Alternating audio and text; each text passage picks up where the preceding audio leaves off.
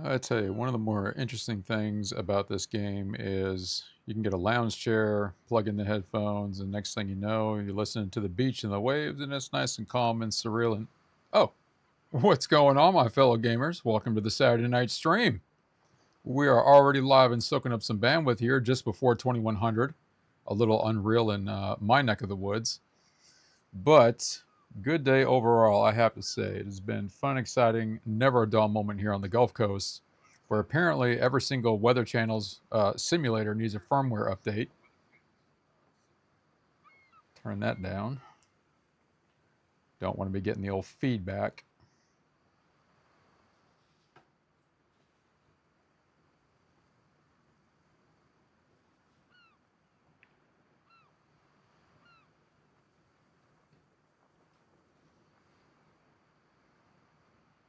Come on. Good old technology. Some of the time it works every time.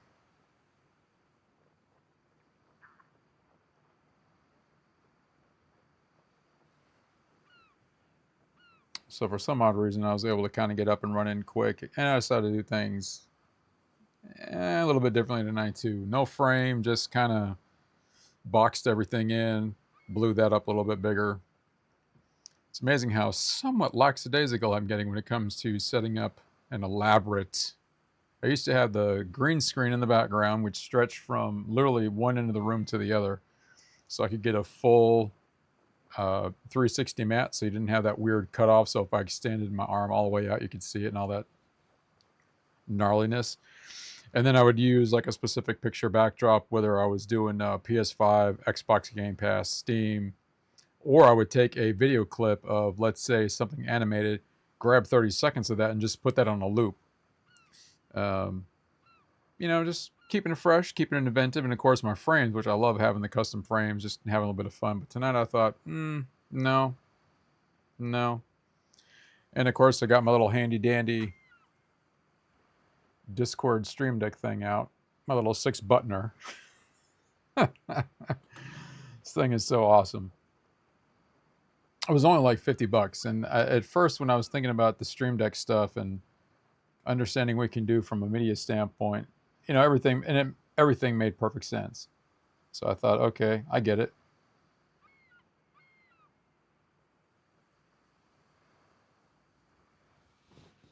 All right, there we go. And then now that I've had a chance to work with this one for a little bit, I thought, now I can see where getting one that has a little bit more functionality to it, it's going to make a little bit more sense down the road. So I'll probably order one up in a couple weeks. That new crazy high speed, the Elgato Stream Deck XL with the 36 buttons and the 6 knobs. It seems pretty crazy. What else, man? I just ordered up a new keyboard and mouse. Not something I really ever got crazy with. I pretty much used the plug-in keyboard that came with the computer that I got, and then I have an Anchor, like a 75%er wireless, a white one that I use with my MacBook, and then I have one that I use for the gaming. But I thought, there's some pretty good stuff out there. All the companies now seem to be streamlined across how they're actually designing and engineering the keyboards now, between analog, the digital, tactile, linear, magnetic, TMR. Everybody's kind of getting on the same sheet of music now, and instead of trying to recreate what a keyboard does, it's just, hey, we're going to make the keyboard a little bit more functional for everyone based on play style, which I think is great that, whoever these hardware engineers are, they're thinking a little further ahead of turn this down in here. That's no joke, man. You can pop in some headphones and just kind of keep this on and just totally doze off.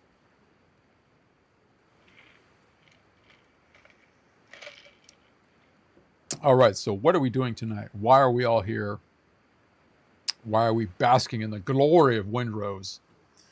Well, let's do how I do. So, quest and map update, right? What's been going on?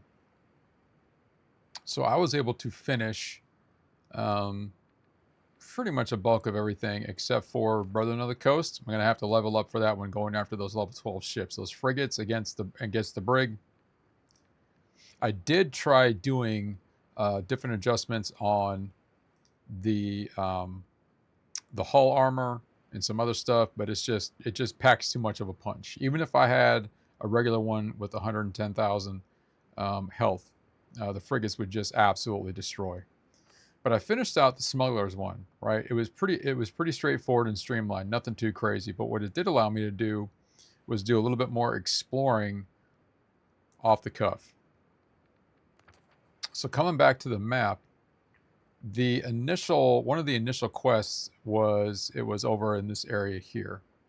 So what it ended up taking me was all the way up to this area where I had to search another ship. And this little outline that you see right here, this is where, for my map, this is where the swamp area starts. Or at least this is one of them. I don't know how many islands, if it's one big ginormous island or if it's a bunch of separate islands that make up the swamp. So I kind of stopped there and turned around. I didn't want to get out and start exploring. And I thought, you know what, I'm going to save that for when I get done with the second boss. That way, when I start getting some of those resources, it's all going to kind of come together. What was I doing here? Oh, I still need to go here and explore this island. Okay, because the ship that I needed to search, it's one of those where you have to get on board and search something when there's like, half a dozen zombies on there. And I went up here, so I still need to explore this area, which I think we might find a Blackbeard's treasure. That's what I did with this mark, and that was to remind me of the subtle importance and the fun of actually exploring the map that was generated for you and your individual playability, right? Because a lot of times you get the maps and they tell you where to go, and it's always like some obscure island. It's a little one out of the way, not really connected to the quest line or anything like that.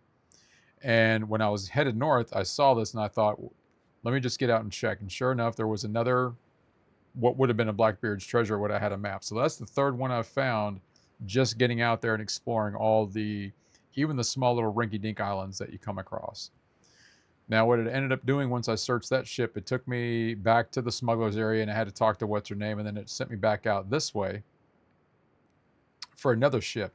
But what ended up happening was another small island.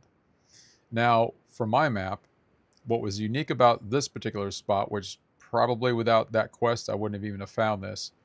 No treasure, specifically, but there were 2 clay deposits. But there was enough shipwreck around the coastline that once I got done, which only took me about maybe less than 15 minutes, I ended up getting about 72 nails just from all the shipwreck stuff on this particular island.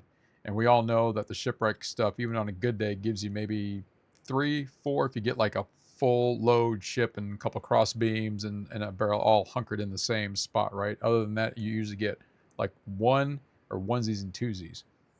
So I was able to clear 72 just off this little spot. I went back this morning just to see what might happen, and it turns out that stuff does respawn as far as like shipwreck stuff. So I'm going to end up putting a fast track bell here just because I now know that there is a like a separate location that is just like ridiculously spawned with shipwreck material, and especially for the nails, which is really what I don't need the wood. I've got so much wood now. It is crazy. So even looking at some of the bigger islands or some of our starter areas where there's a lot more activity, there's the POIs, there's, for me, it was just mapping out the clay deposits, and you hit the coastline and there's stuff there. It's spread out, but it's not anything near what that little spot was. So that's just from me to you. And of course, there isn't really a shortage of this online with other channels, but really getting out there and exploring all these little, if you come across a small island, go ahead and check it out. Odds are you might find a Blackbeard's treasure, or you'll find an abundant resource that normally you don't find even on some of the bigger islands. Like I went to one of these little ones. It was one of these over here. It was just drenched with bananas, coconut trees, and the that orchid that you need for the alchemy stuff. I mean, it was just drenched, right? It's the only word I can really think of right now. And so I'm going to break down one of the fast travel spots that I have and pop it over here, just because it'll be a great spawn point. Yes, I can start from the smugglers area and get on over there, but it's about an extra 5-minute trip from the fast travel point to the actual island. And of course, I still need to come down, kind of clear out this area right here, see if there's anything there. And yeah, so we're sitting pretty good. So what we were doing with the POI stuff is tonight I'm going to hit this island, finish out this area here and this area here. That should be enough to get me leveled up, because I only need 150 more just to get to level 11. So I'll be able to get to level 11, be able to freshen this up a little bit, kind of get ready to finish out the second boss quest line and then go that route. So just kind of staying systematic. Again, still having it just an absolute ball of a time making it happen, getting after it. Get up here again. So we're going to do that because the rest of the actual quest line brings us back to this island that, and again, part 2 was getting out here and just mapping and exploring this area. So now it's going to take us back to this island where now we do finish out. Remember all the pirate camps that we mark? Okay, cool, they're here. And that takes us out to the main quest line leading up to the second boss. So that's what we shall be doing. Should actually be pretty easy because I already got a jump point at one of these islands. So we're just gonna get crazy and get creative on the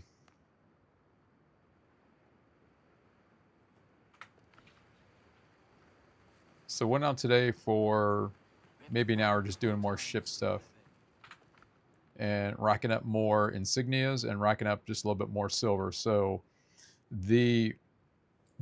I'm just building up the insignias right now because where this is going to focus attention to is once I hit the second boss and we're moving into the swamp area, now I'm going to do a little bit more of the reputation buildup with the different factions because I want to get some of the recipes for decor to start building out, having fun kind of doing that. And that's where haven't been really focusing too much attention. Well, pretty much as you see, none, to be quite honest. But I want to kind of wait till I get that third spot, kind of open that up a little bit, and then from there, start doing the build outs. And I already know since I'm level 2 with everybody right now, you need at least 600 to go from level 2 to level 3. And there's more than enough right now with the insignias that I have here. I've got 3 of the legendaries down here, and I still got this little batch of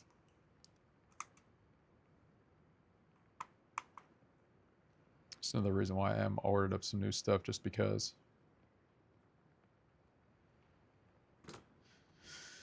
So that's what's going on there. And of course the coin. So we've already got our 3,000. So when it's time to get a frigate recipe, that won't be a problem. And I'm already kind of somewhat preparing for resources there. So when it's time to build the frigate, it won't be too time consuming there. I'll be able to get that knocked out, get everything leveled up.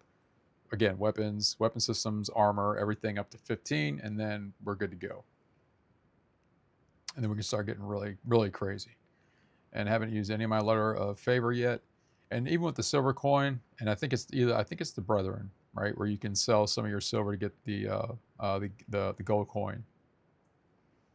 So yeah, just kind of stockpiling there. Added a few more storage areas.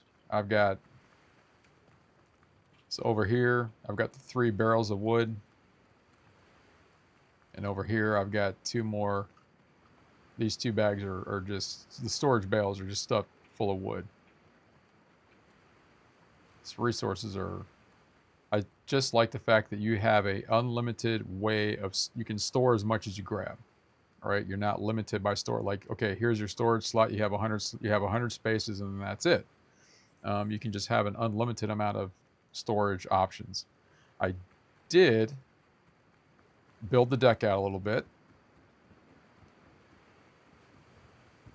So here's where things got a little funny. And it's interesting why this is built out this way and that's built out to the braid. So again, there is so much good feedback. This game, I have to say, has the most amount of concentrated videos where every single person is providing some solid feedback for other players. There's extremely next to none of the, and I think you all know where I'm going with this, the game is broken, the game is dwindling, The game is this, the game is that, complain, complain, complain, right? The videos where everybody's just a complainer instead of a gamer. Everybody is just so Johnny on the spot with, hey, try this out, suggestion here. All right, so getting to the dock. So there were 2 suggestions for building your dock out to your ship so you're not having to guess what to do. And I did 2 things. One is calling your ship into location, right? So even though my ship was right over there, it now respawned right here, and it actually spawned in a different spot, but it's neither here nor there. But that was one of the suggestions was leave your ship somewhere at a jump point, get back to your area, and then go ahead and recall the ship using the K function, right? And then wherever it naturally has its spawn point, and then from there build your dock out to it, so should naturally or organically spawn in that point. When I'm on the ship, and let's see if it does it. Helm's yours, Cotton. Let's just pretend I'm heading on out. So it used to spawn a little bit further up, and that's why I've got that little platform right there. But when you're in the ship and you want to go back to your travel point, it naturally puts the ship in a different spot, which is why I built the deck out to there.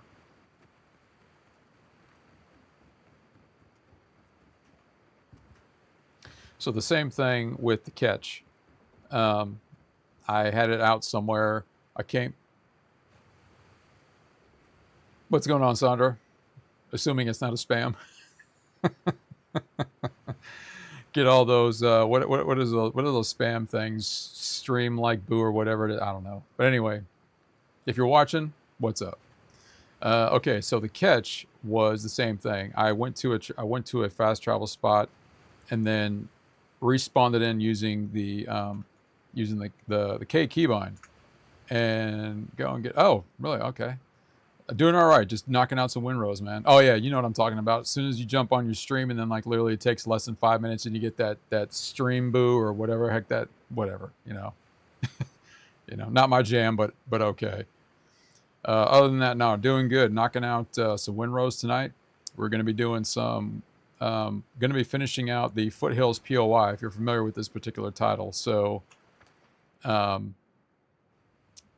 so far we're basically on moving up to the second boss quest line, and I've only got 2 real areas left. We got these 2 POIs right here that I'm going to do specifically tonight. And then that'll kind of leave everything open for finishing out the second boss quest line, because I was able to finish out some other things. Got everything worked out up until the point where I do have to level up to the next deal before kind of continue. I like a person. Oh, I appreciate that. I'm a little surprised I have one tonight, considering normally I'm a little bit more neutral, just because, and since this is your first time on the stream, I had a liver transplant a year and a half ago, and of course I'm on a lot of my post-transplant medications, so those can kind of keep you locked in a neutral position pretty quick, especially with the anti-rejection stuff I take, and I just got off my immunosuppressant medication and all that stuff, so I'm a little bit more, not a lot of razzle-dazzle, so to speak. Yeah, so... All right, so getting back to the ship thing real quick, too, because this is going to get bounced over to YouTube when I'm done. So just case in point, respawned everything, built the deck out to the ships, and so I sort of have a organic spot to get out there. And then just for the heck of it, I put some of the torches up, so at night, it actually looks pretty illuminated, and I just dropped you a follow. Oh, thank you. I appreciate that. Thank you very much. As you probably noticed, I don't have what we call the largest of followings on the internet, right? We all seem to be grains of sand in the Sahara, so I never take it for granted when somebody bothers to actually do a follow or a like or whatever you want to call it. So anyway, so are you a gamer by chance? If you are, what's been your flavor these last couple weeks or last month or so? All right, let's do this. We need to get over to that island. So we're gonna...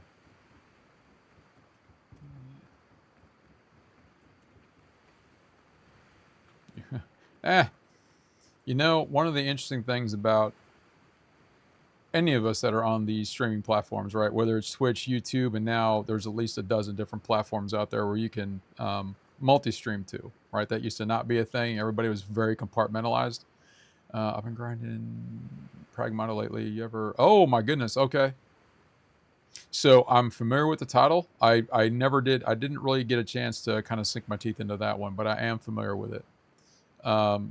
So okay, since that's been your kind of like your go-to lately, what's your take on it as far as not really playability, but one of the things that kind of strikes you into that particular title and genre? Okay, I need to get some food.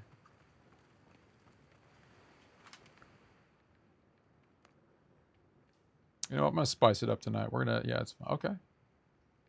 Let's get some tomato juice, some of that V8. Hold the salt, which I can't even do anymore. Now, bear with me. I'm actually not used to having anybody really watch the streams. What I'm used to doing is saying, what other games do you like to play? Oh my goodness, that is an excellent question. I'm glad you asked. So if we're talking my main, which has really been my main for a while, it's going to be Warcraft. I am a Warcraftian. I jumped on Warcraft 4 months before Burning Crusade came out. So that was probably, we're talking, what, 2006, 2007. And that's been my deal for the longest time. But the last couple of years was the first time I've been able to do it on an actual separate PC. Right? I've never had like an actual gaming PC before, and I got one a couple of years ago right before my transplant. So a lot of different experience when you have a little beefier graphics card and all that stuff, a dedicated system for it. Now, to further expand that out a little bit, I do like multi-platform gamer and genres. In other words, I do gaming on PS5, which I have tucked up there. I do games off of Xbox Game Pass. So if we're talking like from the PC platform, Steam, and Xbox Game Pass. So yes, FPS in the sense of the word. I know a lot of people, because I'm a veteran and former contractor, so people think I naturally gravitate towards like Battlefield and Call of Duty and all that.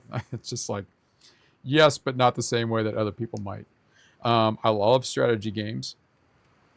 I like puzzle games. If you remember with Blueprints, the one that was released for both PC and PS5, where it's sort of like the puzzle game, where you have to pick different rooms and you build your rooms out to get to that end room that you're supposed to get to with the key and all that stuff. I don't mind RPG games and strategy, basically games that do make you think. If we're talking Windrose, which has been really successful upon its launch and everything, I do like resource-driven games where where a lot of the core focus is resource-driven, gathering, crafting, that kind of thing. So that's kind of like my mix in a sense of the word. Like for instance, on my profile, where I say I'm a Gen X multi-platform gamer, yada yada yada, that kind of thing. So I do like all types, and I don't like to be too generic like that. For instance, you could find me if you. Oh, there it is. There we go. Like up on your Discord. Yeah, there's a spam. Oh, I got my first spam tonight. That's what I'm talking about. It's not really a stream until you get your first spam. You know what I'm saying? But so over on my, well, even through my stream history on here, you'll see things like Iracing, you'll see Warcraft, of course. You'll see Arc Raiders. I don't know if you played that one. I love Arc Raiders just because of the resource. Again, it's resourcing. I don't really like to call ourselves looters. We're more like salvage specialists. You know what I'm saying? Because of the type of what the game focuses around. And so Windrose, same thing. Very resource driven, quest driven, and the customization you have, because there is the big thing with this one is you have a very generous type of build option. Yeah, Arc Raiders is, there we go. Yeah, yeah. So I'm already signed up for the, let me kind of jump back and forth here. So with Arc Raiders, I'm already signed up for the 3rd expedition, which is technically my first one. Because when the game came out and they did the first 2, I wasn't able to get on those, but I was having just fun doing the game and keeping up with stuff and leveling up and all that. So this will be my first actual expedition, even though it's the 3rd one in game. And but I haven't played that much just because March, it was either the 2nd or like the 5th, I was able to sign up rather quickly. Like when Season 3 was released, I was able to just load everything up right away. Do you stream daily? I don't actually know. So that's an excellent question. I don't have a regular stream schedule because of the unpredictability of my daily routine, which is a combination of, number one, my own health. Being a post-transplant recipient, I could have a good day, or I could wake up tomorrow and just be pretty much bedridden the entire time. And then other, we'll just say responsibilities, daily responsibilities and errands and everything that I do deal with during the day. If I do stream, it's going to be pretty much any time after 2100 hours or 9 o'clock. So I always still like to have fun doing that. And I'm on the Gulf Coast of Florida, so it's EST time. It would be like 9 o'clock EST. I used to, how do I try and say this with some consistency? I like to do at least 3 days a week. So you're a cancer survivor? Yeah, I am. I was diagnosed with intrahepatic cholangiocarcinoma June of 2023. And then from there, I went into the myriad of stuff. I'll put a pin in that just to kind of finish out your other question with the stream, because that is kind of important, and especially when it comes to individuals you want to track or follow, whatever. It's like, where's the consistency and what they do. Now, I used to do at least 3 days a week, sometimes 4. It just depends on what's going on during the day, right? Every other day is kind of a different schedule for me. And again, health, because let's say I'm having a really off day because of medications or condition or whatnot. I don't stream because the core of what I try and do when I'm streaming is staying very interactive. So when you popped in real quick and you were, I'm glad I've got 3 things up so I can see that, because I'm not used to that. So you're noticing, hey, this guy's pretty interactive and he's got 0 people watching, right? So the point of the commentary and to stay interactive with what you're doing is when I pop this over to YouTube and I put chapter markers in there, that way people can just kind of scrub what piece they want. And there's something there. It's not just reactive, right? It's actually interactive, kind of like what we're doing now, which is cool because I actually have somebody I'm actually talking to. But it's just, and it's a good challenge for me because I think I can say with some, without over exaggerating, when I went through the chemotherapy phase of everything, the chemo did some permanent damage. Things are different. My brain works different. Process is different. Everything is just way different. So doing something as simple as gaming, which we all do, that's not a new concept. But doing it in a way where now I'm sort of, doing that audio commentary on what's happening, staying a little bit more, I guess energetic is the word I'm looking for, if that's the right one. And so, yeah. So unfortunately, no, I don't have a regular stream schedule, but if I do stuff, it's going to be after 9 o'clock and that kind of deal. But yes, so after being sick for a few years and dropping 30 pounds between 2021 and 2022, I finally went to my VA primary care January of 23. I said, hey, I've had all these things happening. And they said, okay, we need to get you fixed up. And so fast forward to a metric ton of blood tests later. And so one of the interesting things is, or let me ask you this, I don't mind talking about it. It's easy for me to do if it's something that you actually want to hear, kind of like a somewhat sequential story about what happened. That's cool with me. I actually talk about it occasionally on other streams. You can actually go to one of my other, Like I'll put in on one of the chapter markers, I'll put in post-transplant conversation or cancer conversation or whatever. Because, so yeah, originally what they thought it was going to be, and this was the gastro doctor, was it was going to be an autoimmune disease, primary sclerosing cholangitis, right? Because my bile ducts were at least scarred and dilated from the ultrasounds I was getting, and because my liver function numbers were absolutely through the roof. So the ALK phos, the AST, ALT numbers were just absolutely just way out of bounds. So the minimum, they had suspected that. The reason why nothing came back as cancer is because all of the cancer antibody tests came back negative. And that's one of the very compartmentalized things when it comes to bile duct cancers, because I didn't have liver cancer. I had bile duct cancer, even though everything was concentrated inside my liver. So all the normal cancer antibody tests came back negative. But he knew, he's like, hey, we need to do a bile duct brushing so I can at least verify that it's the cholangitis. And then, so when they did the bile duct brushing in June, that also, he came back when I was coming out. He's like, yeah, dude, you got a lot of cancer activity. So we're going to send it off to one of the cancer centers, get it tested. And yeah, it came back positive. So at that point, I was diagnosed with primary sclerosing cholangitis, intrahepatic cholangiocarcinoma. And then, of course, my gallbladder was already failing because we already tested that out. And then a bunch of other stuff too. So then it became okay, so now you have this rare, it is a rare type of cancer. I had a rare form because the first tumor that formed grew right in the center of my bile duct cluster, which meant that I couldn't get a resection. Kind of fast forward to when I got transferred to Moffitt Cancer Center here in Florida. So, so ultimately, so once I transferred, I went to go see Moffitt in about August.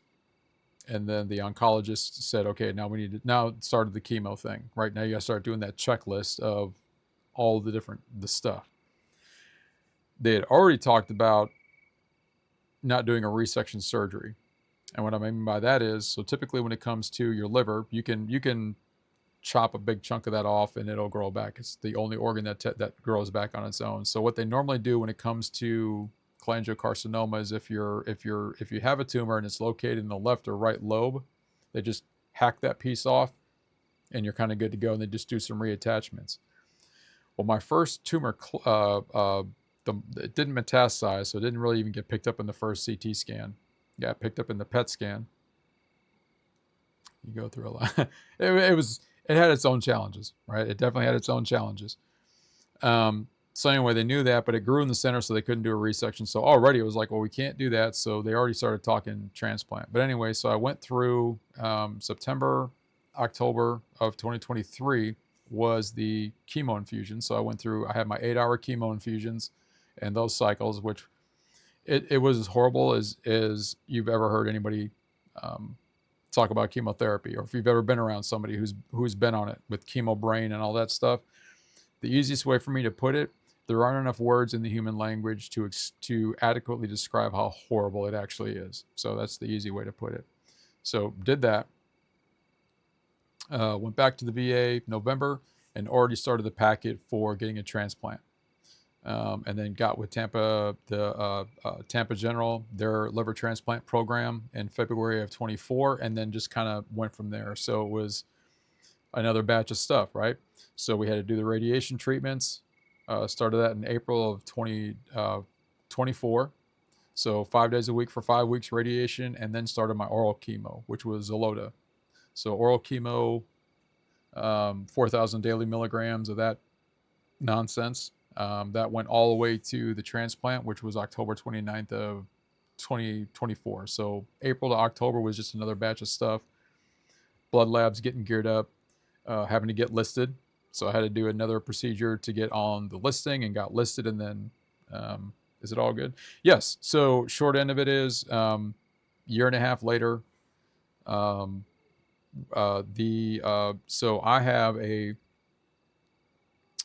I did have a resection done, but a different kind. So when I got the donor liver, I don't have a biliary system anymore. So that all got taken out, right? my gallbladder and some other stuff. So the main bile duct that your liver has got resectioned into my intestine. So no bile actually naturally goes into my stomach. Everything goes into my intestines now. So my stomach is kind of on its own until everything gets in there. And the hepatic artery, which is your main artery for the liver, got reattached, and that's good. So there's no excess scarring on the resection. The hepatic artery has good flow. And I just have to now deal with, as we call it, other things that have popped up on the radar, right? So that has its own challenges. But as far as the transplant, it's fine. I do my scans in my labs on a frequent basis, and I started with 15 bottles of medications, and now I'm just down to my I'm pointing up here because I have my pill box right here.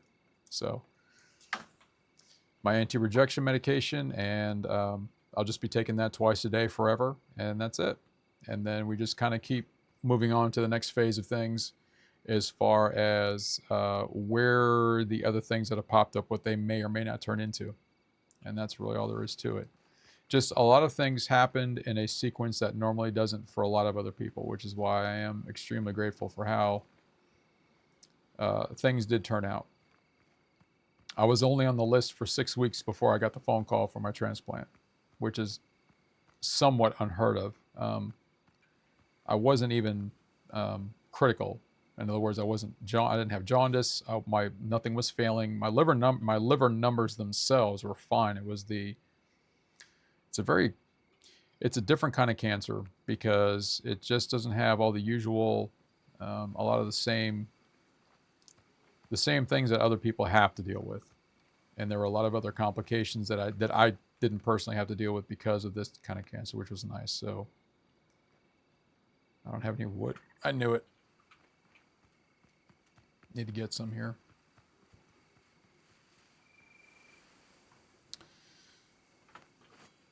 So one of the one of the fillers on the bio is just, that's why I have cancer and transplant survivor and part of the tags, because it's just part of another chapter of my life that popped up. Now the real interesting question is because well, I appreciate that, and I don't mean that lightly.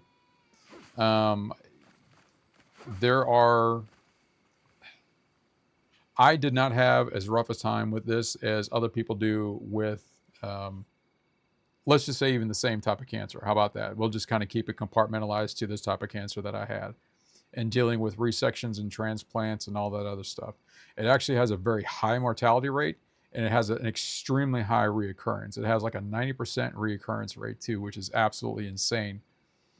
But everything really kind of went streamlined for what I had to deal with. Once we got it nailed down to what I had, what we needed to do, just putting up with whatever treatments. Do you have any other hobbies? Well,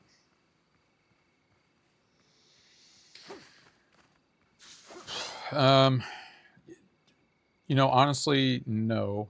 Now the reason why I say that is because once I started getting sick back in 2021, because I used to have a training company doing various firearms training for civilians and force on force and stuff. So I was doing that. So once I started getting sick, that really powered everything down. And then we'll just say from diagnosis in 2023 to now, so for the last 2 years, it's just been doing this. It's just been, cancer, chemo, radiation, transplant, recovering from that. It took me like 3 months just for my initial recovery from transplant, doing that. And then a lot of my responsibilities are basically the house, rescue dogs. I have a mentally handicapped sister that I help with and all that stuff. So there's a lot of normalities that just aren't there anymore. I'll give you, for instance, I can't do something as simple as go out and eat anymore. That is verboten now that I've got this liver, because I am still extremely susceptible to any like bacterial infection. Let me guess, I need rope. Probably need some rope for this thing, and rope required. Yep. All right, we need to go back and get some rope. So I can't go out and eat. I can't have something as simple as like a pub sub, things of that nature. my energy level is incredibly low. So when I do go out, like I do run errands and I do stuff and go to my medical appointments and everything, but I have about an hour and a half before my body's just like, dude, we're done. Because I'm still anemic. So my red blood, white blood cell count is still below the minimum, and my hemoglobin is way below the minimum. So that presents its own challenges all on its own.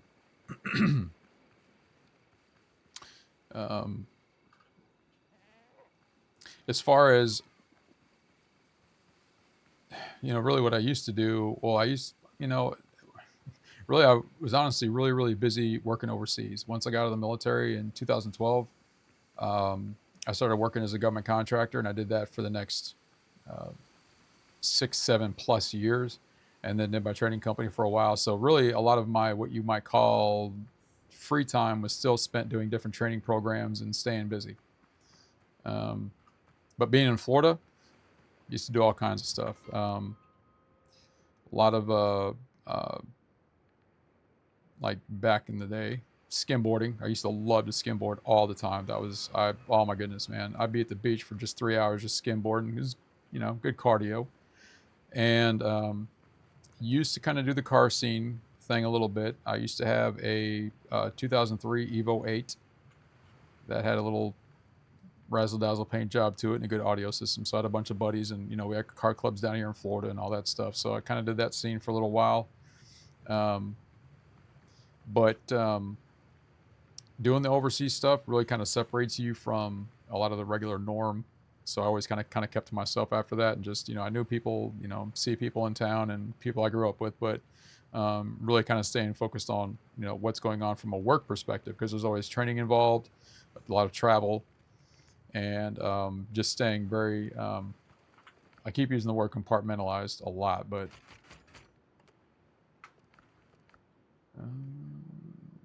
okay, let's head back over there. If you don't mind me asking, what state you in? Also have the same hobby. I do some artwork in my free time. Oh, right on.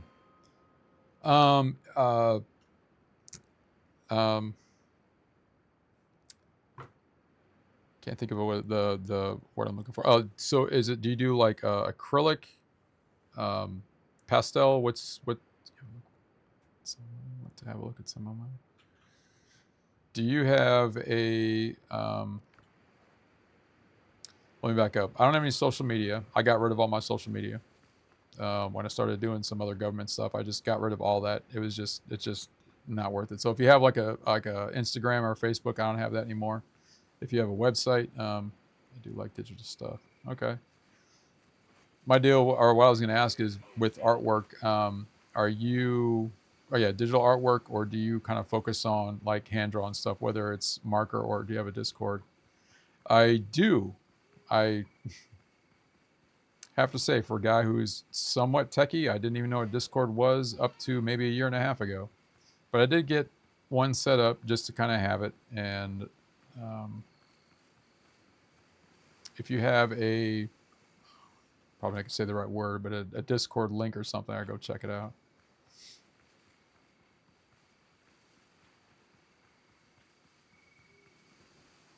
The Discord link is actually, if it's not, it's actually on my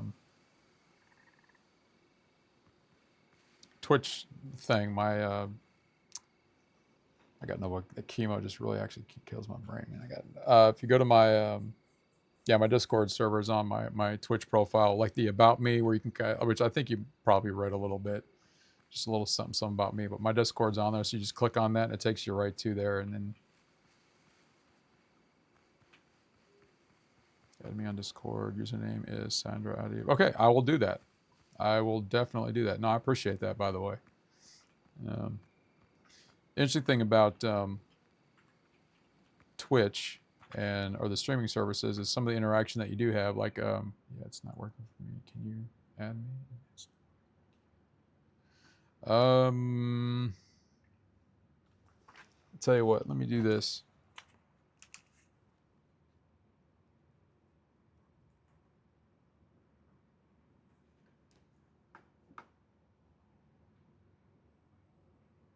So this way I won't forget later. Sandra Cumming, spelling underscore AVE. Okay, I can do that. That'll be easy enough to do.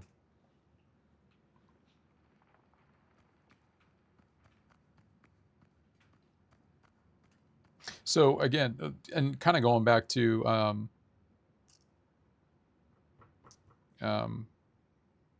the streaming environment, so to speak, right? Since now you can do it all over the place. Do you just sort of get on to, since you game, right? Do you stream? Do you like stream, or you just game, or what's your kind of thing? Because I kind of look at it as we all game, right? I mean, we're all playing games at some point, right? All we're kind of doing is just adding another element to that by saying, well, now I can sort of, get it out there and people can just kind of see what I'm doing, and that's kind of the way I look at it. Or you just kind of jump on and see what's what. For instance, when I was doing Iracing, there was a cat that I linked up with on stream. Okay. Now, you know what? I just put it. Okay, awesome. Now, out of curiosity, and this, like I said, this is just because I'm kind of wondering here, is there something specific about why you would? I mean, the way I see it, we should all be streaming at some point, right? Just to kind of have fun. This isn't like a work-related job, so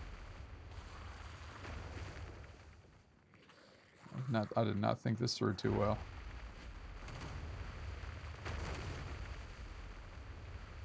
But I always encourage everyone, if you have the means to do it, right? Because I mean, when you really think about it, we have to have a computer to do it, so we're check that box, right?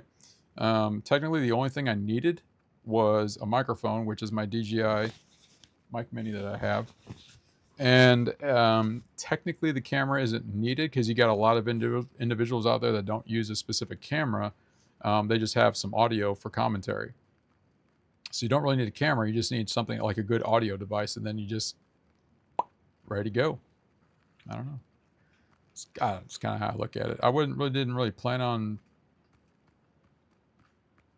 streaming. I just looked at it as, let's give it a shot and see what happens.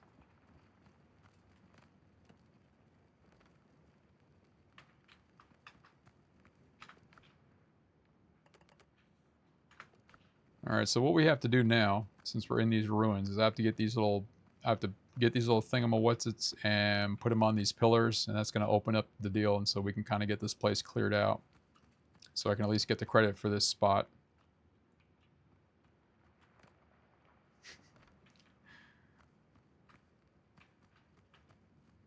But I do like the, did you send the request? So what I have to do up front there is I won't be able to do that until I'm probably off of here, because I don't have my Discord set up while I'm streaming or playing or anything like that. So that's going to be my bad. That's the one thing that I haven't really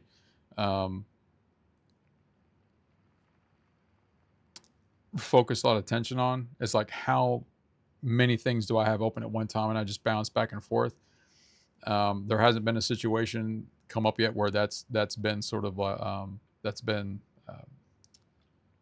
sorry, my night meds are kicking in, so I haven't really put that together yet, is what I'm trying to get at. I can do it later when I'm done, and then I can get on Discord, and then I can do it. I don't have it all linked up, and the stream deck that I use is my little itsy bitty one, so I don't really have it all. I don't have this massive setup or anything like that. I've got keyboard, I've got my 2 monitors, I got my camera, I got my iPad and my phone right here, just so I can kind of keep track of if anyone does put a comment in there. I have to say, I am legitimately surprised that anyone jumped. Yeah, wait. Okay, and besides, when I send it later, you'll see it in your request tab. So and it'll be from High Speed Civilian. Either that'll be DOS_contractor. So that will be the clincher. So either way, and then and I'm gonna say, because it sounds like I'm promoting it, but if you go to it's not important, but yeah, I promise that when I'm done here tonight, since I made the note and I got it right here. Sticky note. I will, when I get off tonight, I'll get on Discord, and then I will put that request in. And then, you know what? It actually, gives me a good opportunity to kind of readdress how to have all that ready to go. For instance, I already know I can have Discord open, and I know I can switch back and forth, but I need to set that up on the Stream Deck and have the button ready and all that stuff. So, and you know, and any other day with somebody who does this on a regular basis and is more, they really got their fingers on the pulse of streaming, gaming, the interaction, how to add people back and forth and all that. It just gives me another avenue to actually explore now and actually use Discord. I don't even use it for anything. So you're actually the catalyst for the reason why I'm even now saying, okay, now I can actually use that for something. So, grazie. All right, I need to, man, I did not expect anyone to jump in comments tonight. It's actually odd for me to be actually physically talking with someone back and forth. That never happens. Unless I was playing Iracing, then another dude was racing and he was helping me out and that was it. But 9 times out of 10, you know, and that's why I don't do this to, like, you know, not a lot of, like I said, not a lot of razzle dazzle, but just having fun, which of course everybody says they're having fun, but everybody seems like they're on the brink of cardiac arrest.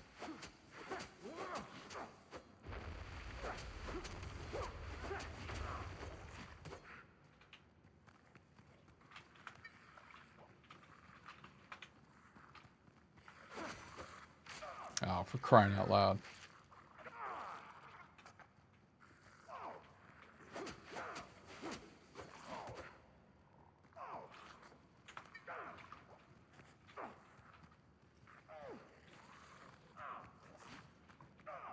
Good grief. This dude's ain't playing tonight.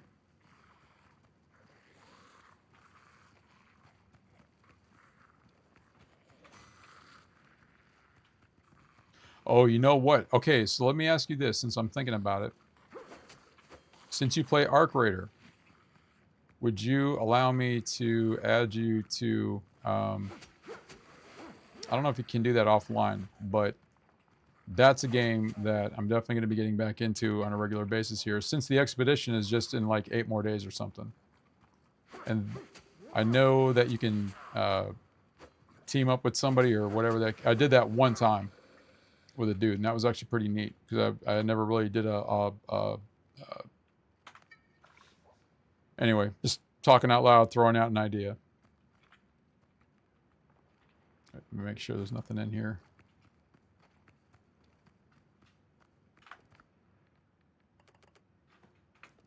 That's what happens when you almost skip a whole area.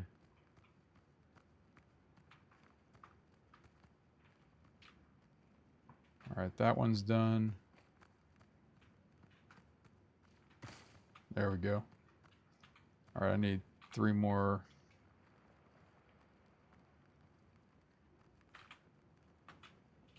Sure thing.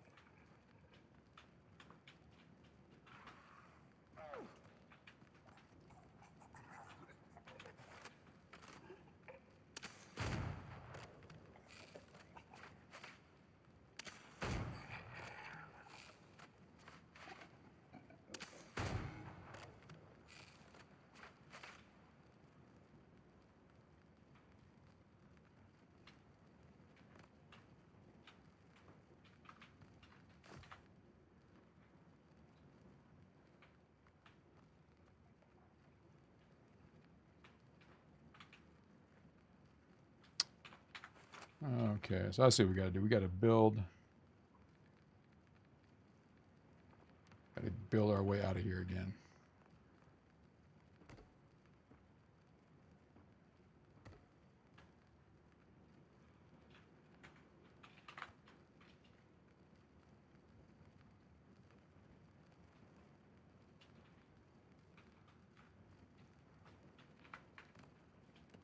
I wonder if I can do...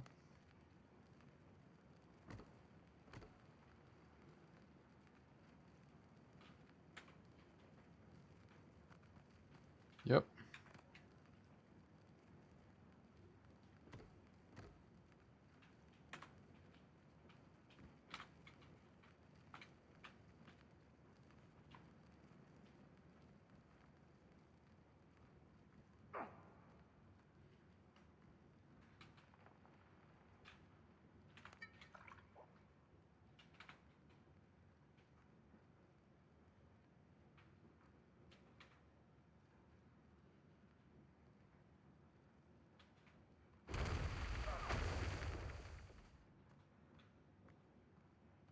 Figured. Oh, I only got my half healing potions. Oh, no wonder I'm not getting anything out of it. Alright, so note to self. Next time, make sure that you get all of what you need.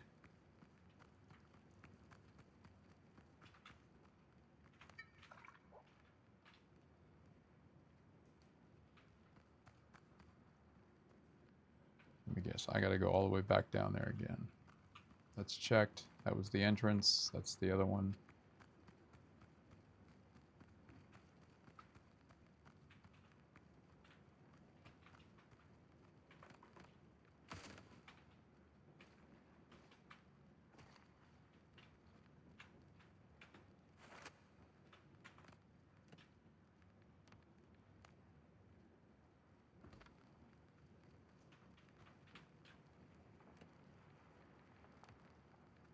Alright, let's see what's up here, because you never know.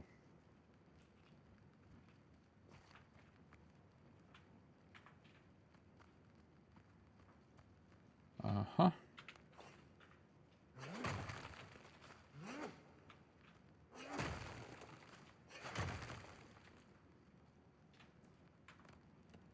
Alright, let's get a flame in there.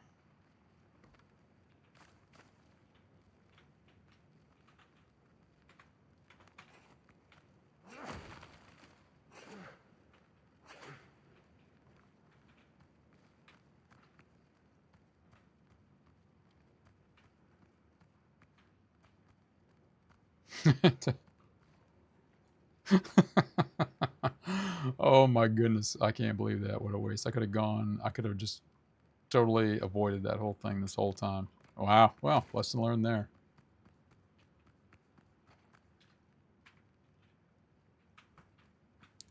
Let's see any of this.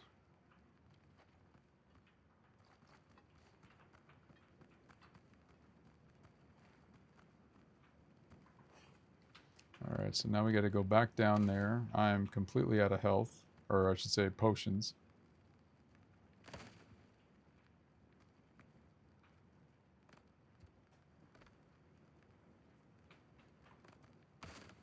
Okay.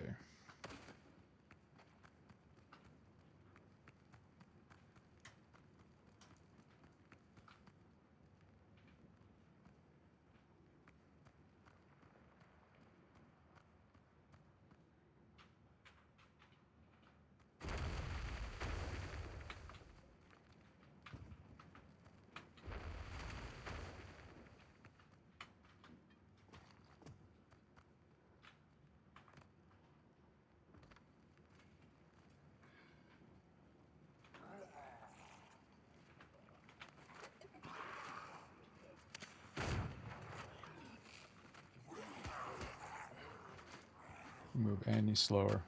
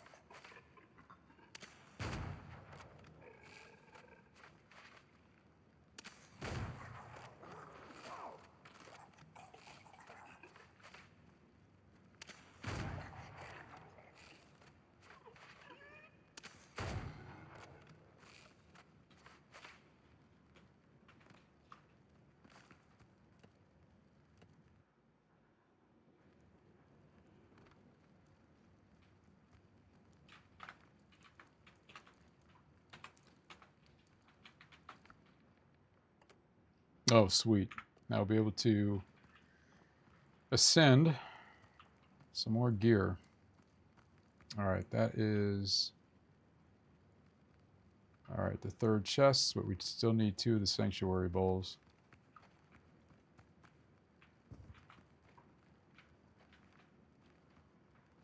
So now I'm curious. Oh yeah, they're going to be in here.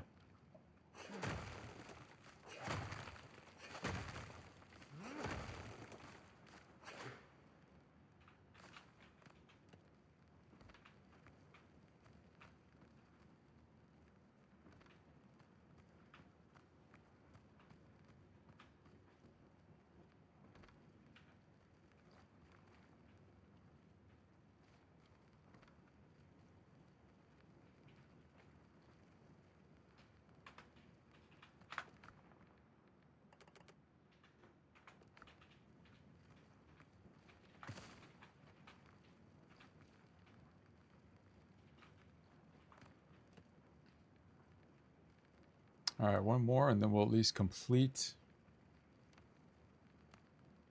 the actual rune itself. Let's see here.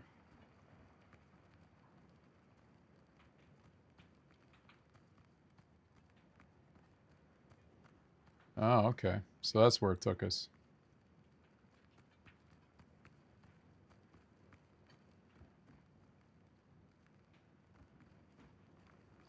It actually now does not make any sense. But that's the fun of trying to figure out the puzzle.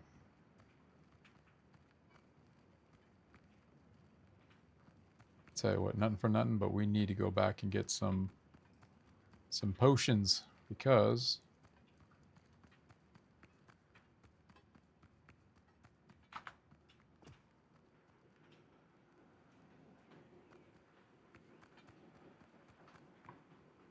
I wonder if there's something else lying around in here somewhere.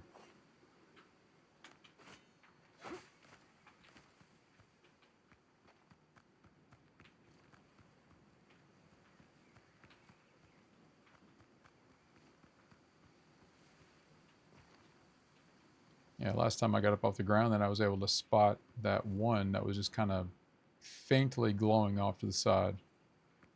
So there's one surface bound, and then all the rest were...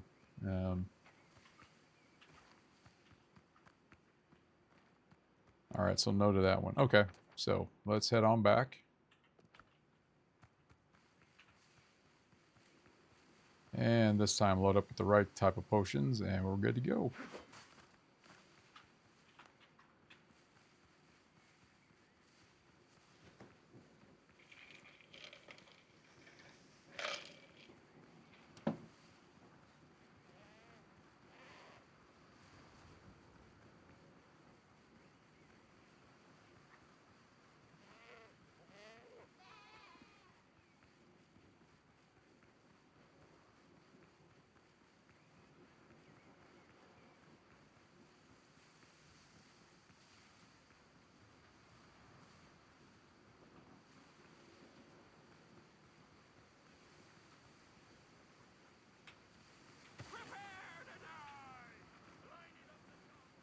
Nice thing about hitting up those camps, you don't even have to worry about trying to drop anybody. You just get in there, grab the powder real quick, and then skedaddle right on out, which is nice. Oh man, this fast travel just really makes the whole thing easier. And since we're here too, I might as well do an inventory dump. Get this cleaned out.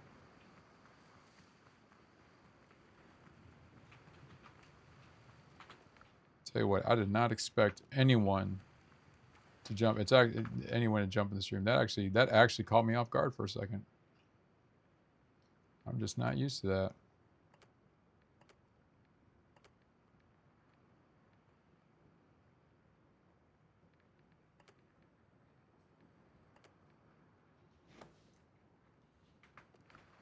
I think it's one of the few times too I've actually kind of told,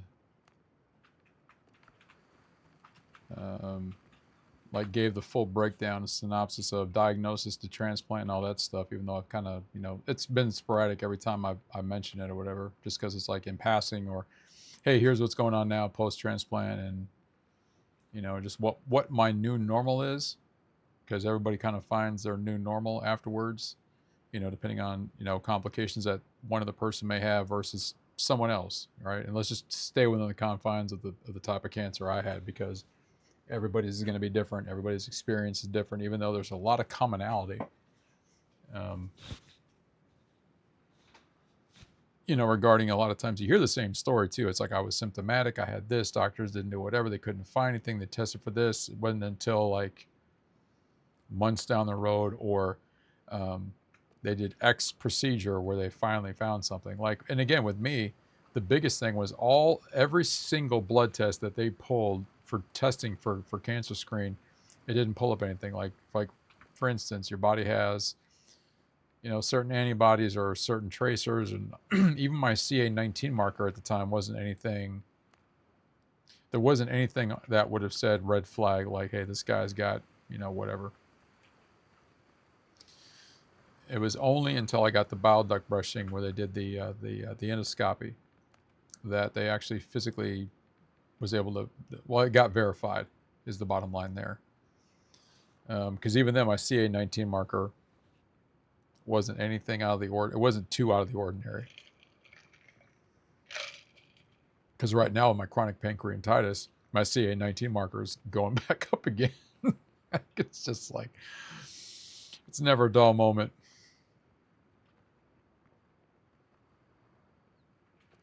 It's like, what's it going to be tomorrow? So with my pancreas, we're guessing that we don't know what route it's going to go, right? It's in that phase where it could go autoimmune, I could become diabetic, or it could go the cancer route, and I could get pancreatic cancer. Now that is such, right now it's so slim that might happen, but it's just another one of those. This is why we're keeping an eye on it. Oh yeah, I need healing potions. That's why I even came back here.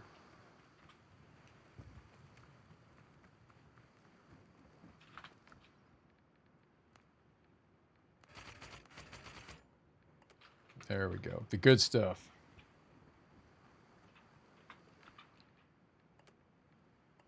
Let's get these pearls turned in.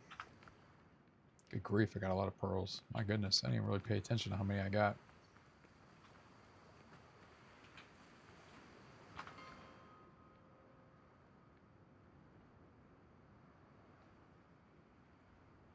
Oh, I've been out for an hour now. Okay.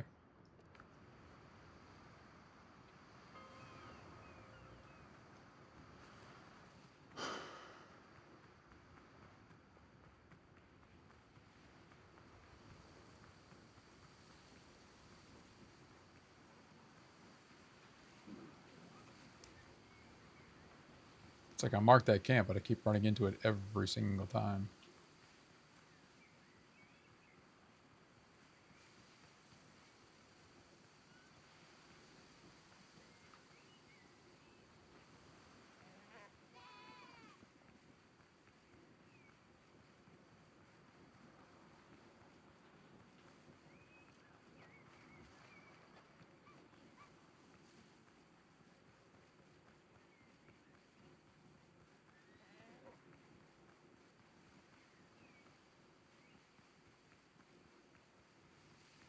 Actually, I bet you the fifth one is the one that's inside the barricade, where we have to get the other two fireballs, and then we get the actual.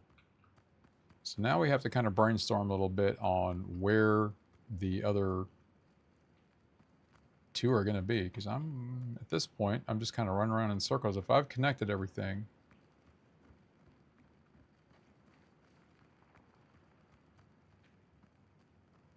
okay, nothing there.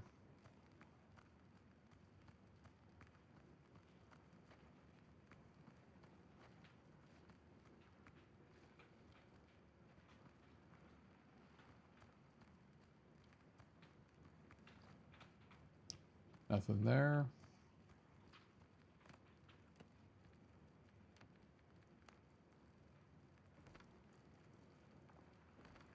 Just want to get this place a little bit more lit up so I can kind of.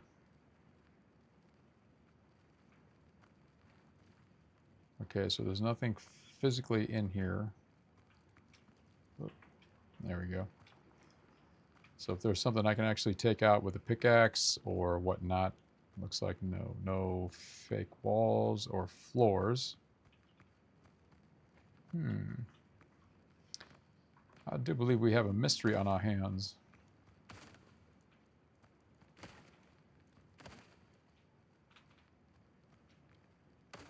Okay, we can get rid of that because we don't need to backtrack to there anymore. All right, so that's out. Nothing here.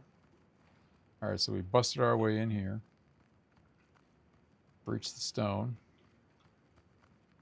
Nothing there.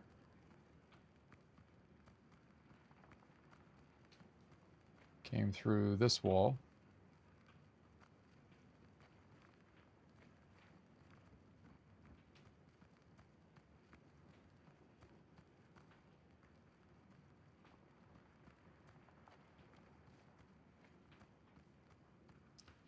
So there has to be another...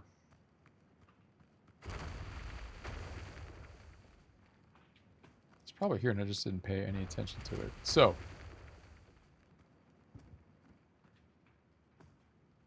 Or was this the one I just came out? Yeah, it was.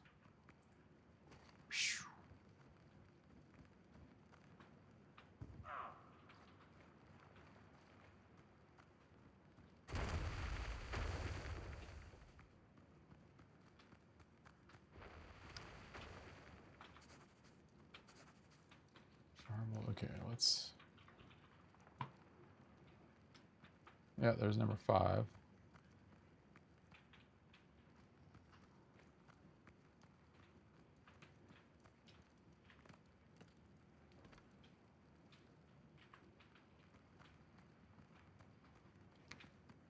I do not get it.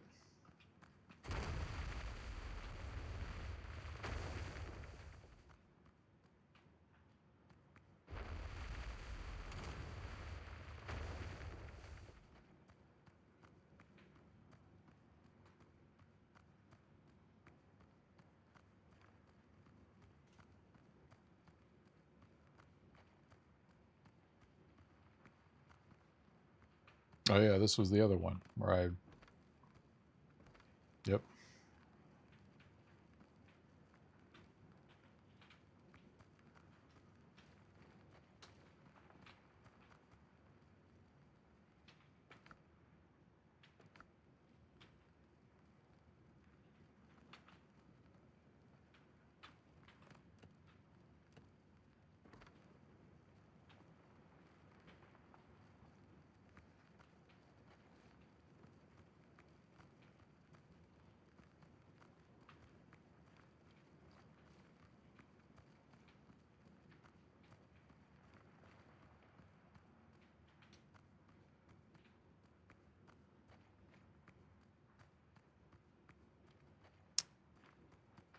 Sheesh.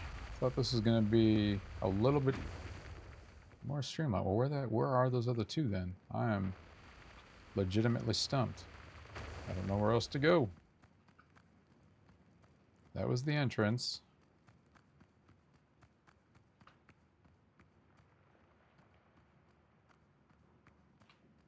Unless it was a fake wall along here somewhere.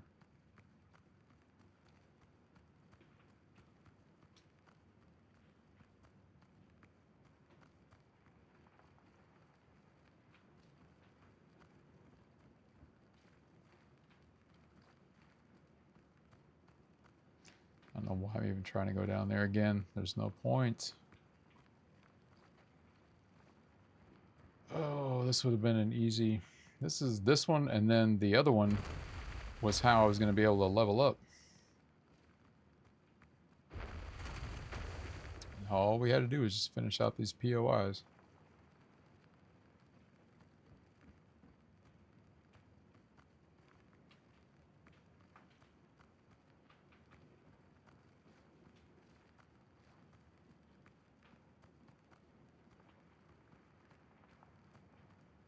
Has to be another...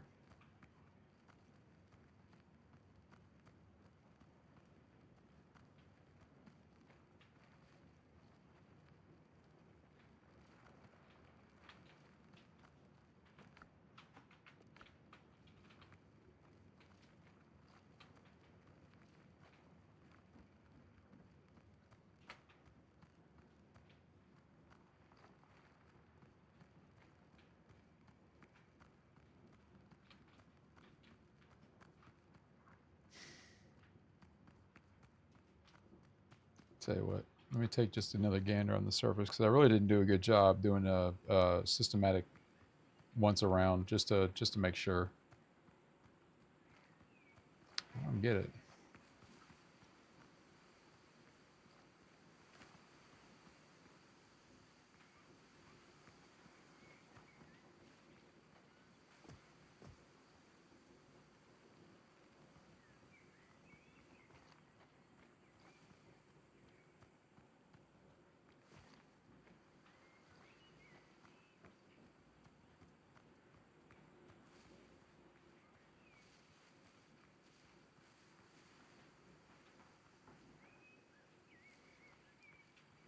What in the world, man?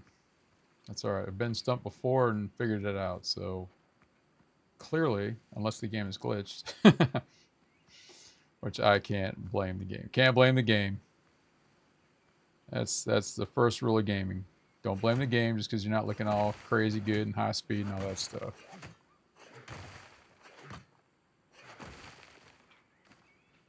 Some sulfur while we're at it.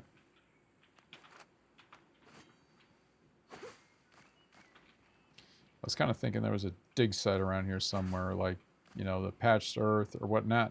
And then from there, able to uncover something. Just seems like this would have a spot for that.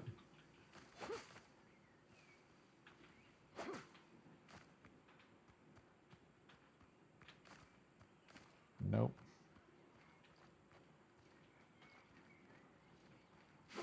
Devs are bamboozling me.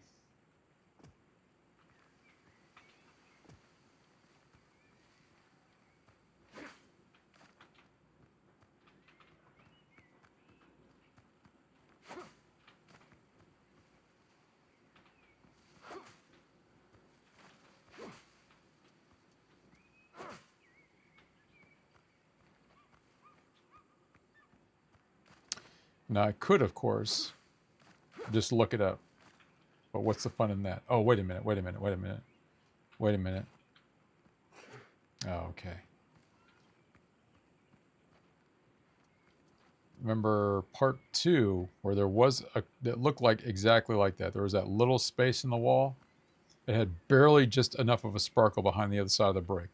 And I was able to, I just caught the glint and I thought, oh, let me get in there real quick and see what happens. Oh, it's letting me know there's a bush there. Thank you. Thank you. Thank you for letting me know.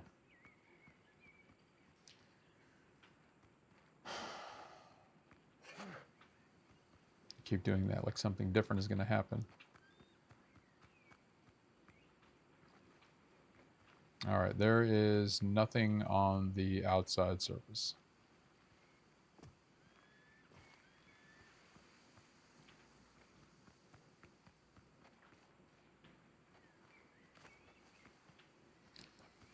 All right, let's get back down there. Clearly, we walked right past something. All right, I definitely don't need this right here. Let's just go ahead and...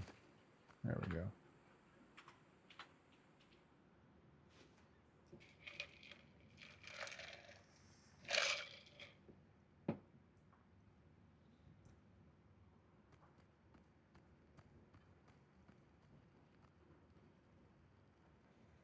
Oops. Got to add the S.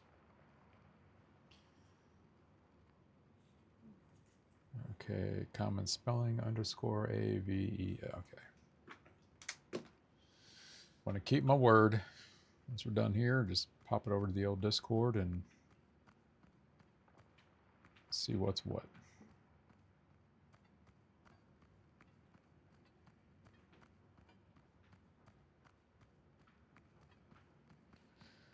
Okay, let's quarterback this thing real quick.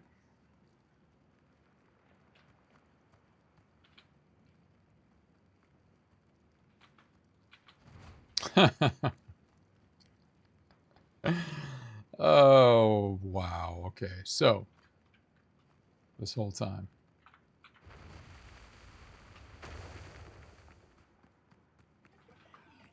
Wow.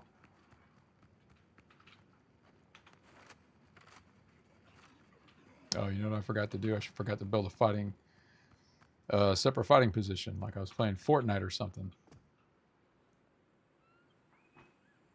Just move the bowls to the other one and then light them on fire this whole time.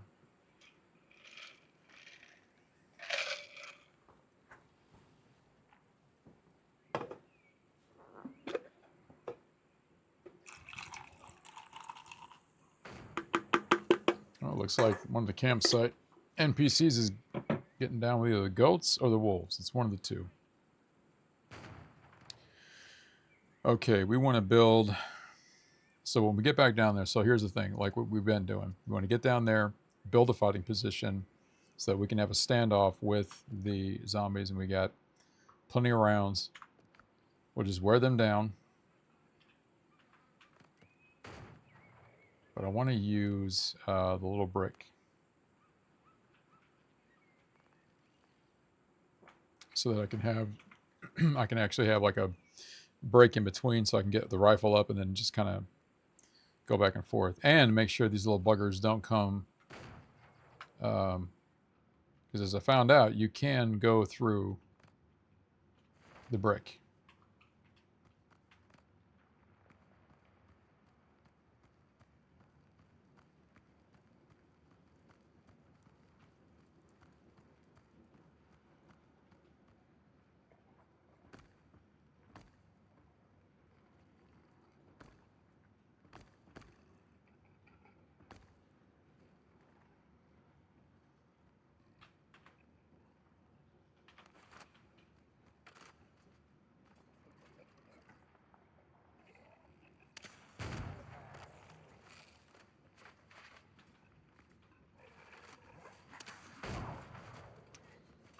I knew they're going to start throwing something at me.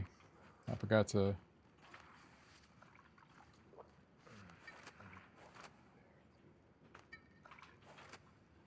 There we go. Now I could, when they get close enough, is engage them with the sword through the wall.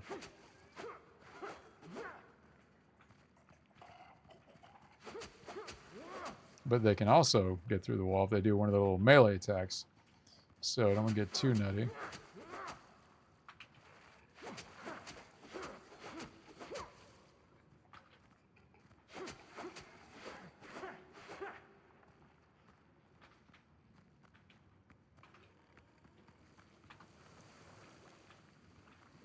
And that's why you want to watch out for that guy. Oh, come on, bro. Wow, and he threw something at me.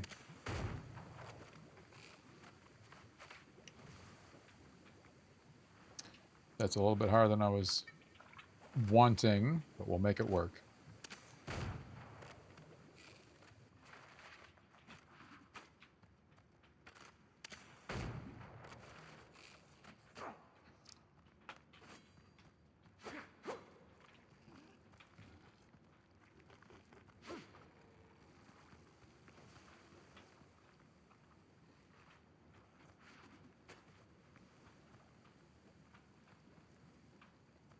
All right, let's do this.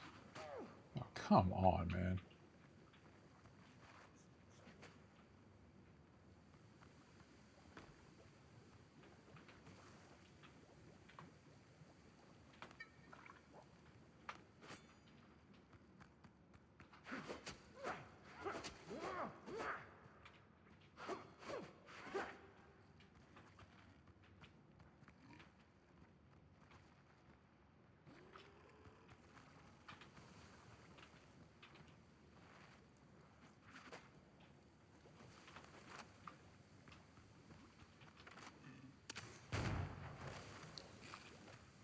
I'm getting absolutely no crit hits on this dude. That is nuts. Usually I do. I don't understand.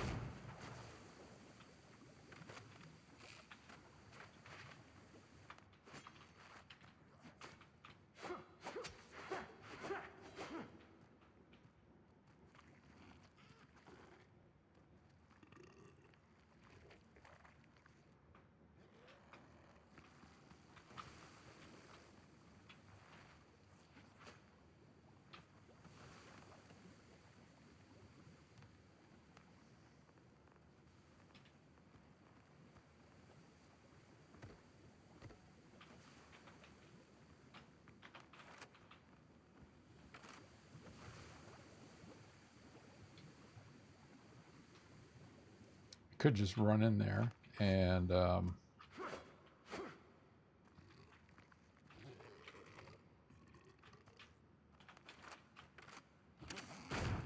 we go.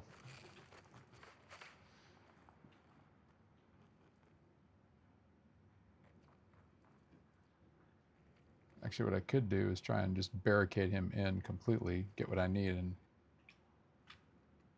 try that.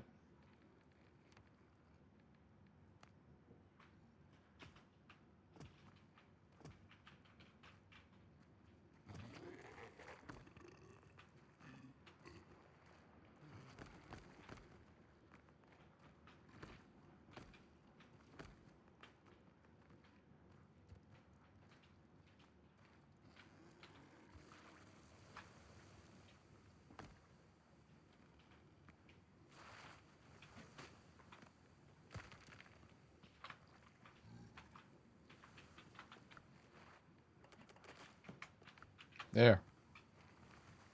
Sheesh. My goodness.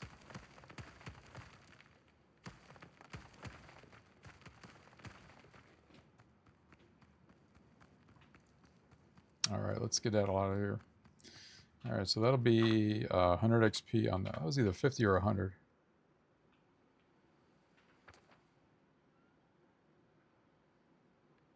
What was that? That was the 100. All right, so we need to head up here. Do this all over again for 50. That'll take us up to level 11. And then we will be able to start rocking and rolling for finishing out the quest line for the second boss.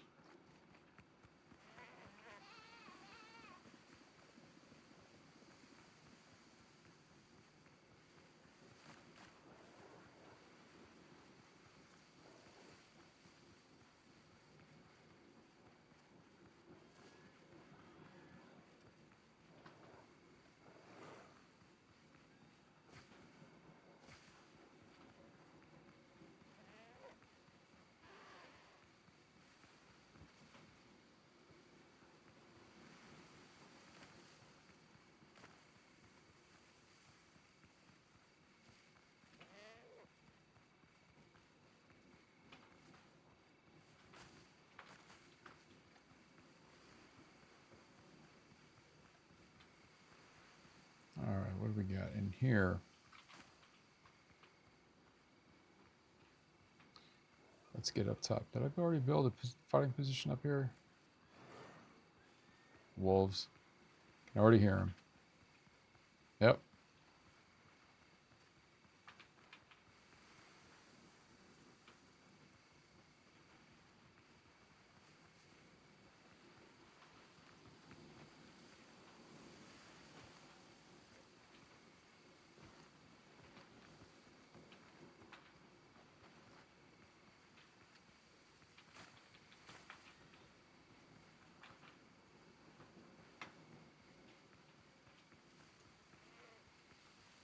Where is everybody?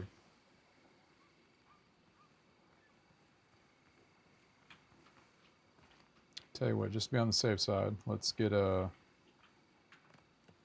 off the ground, see what we got going on. A little recon.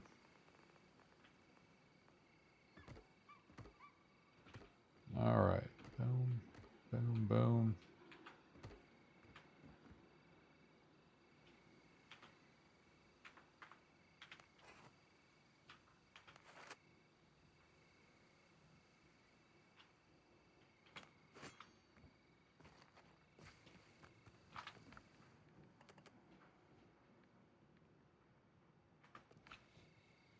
Interesting that we have a pickaxe as part of the options when I already have one, but that's all right. Let's see what else we got here. That's one. All right, let's do a quick 360. Make sure we're good to go. Always some sulfur right there. Yes, it is.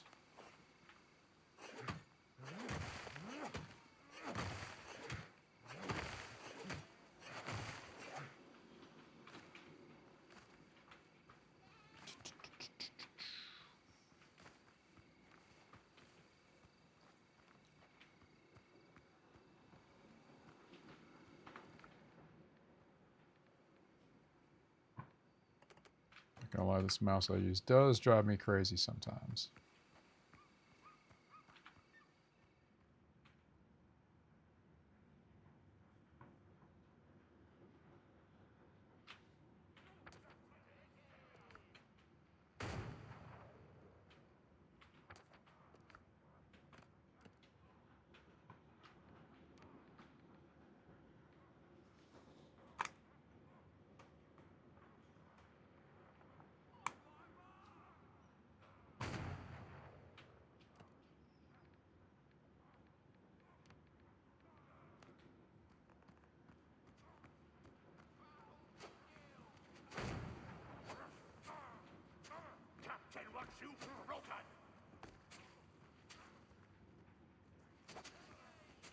I don't remember being in here.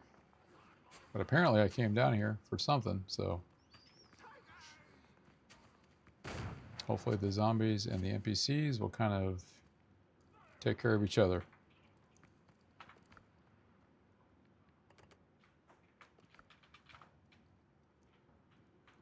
What in the world am I supposed to do with this?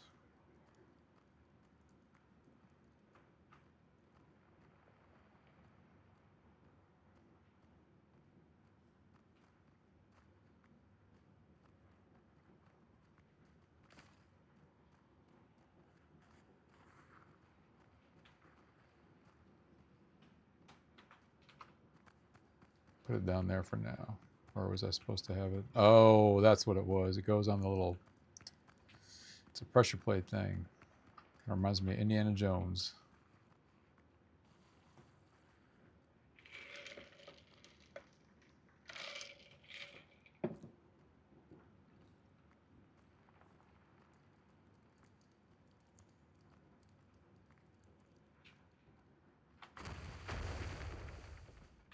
And just because I'm a cautious individual,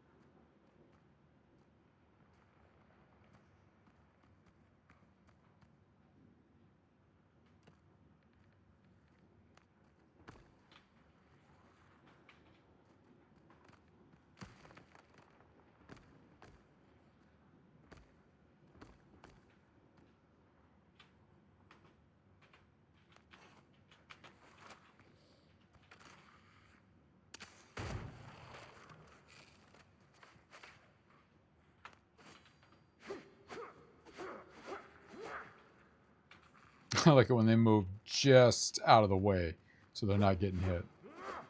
That is some excellent programming on the developer's part.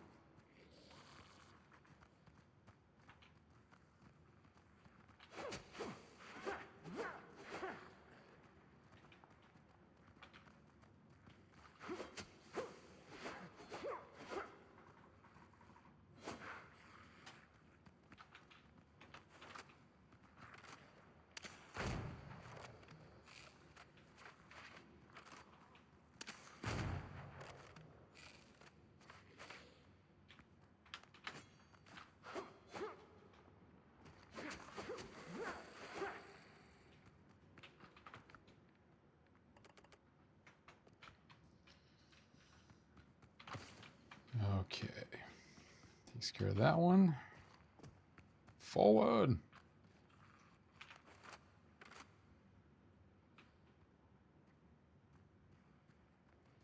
Hold still. No, didn't even...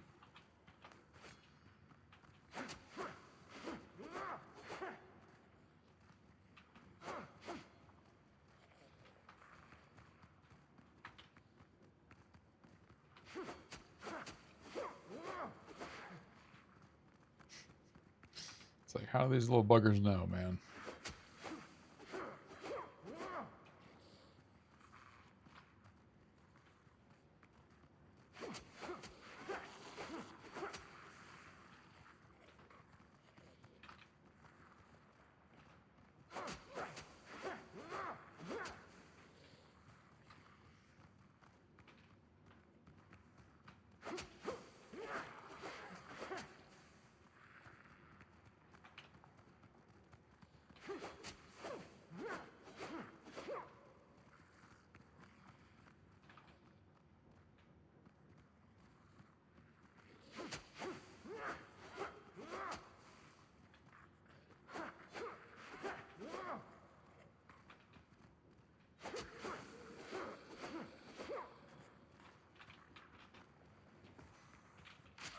Oh, you've got to be kidding me.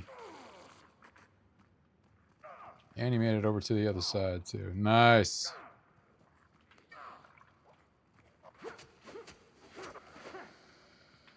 Got too presumptuous on my part.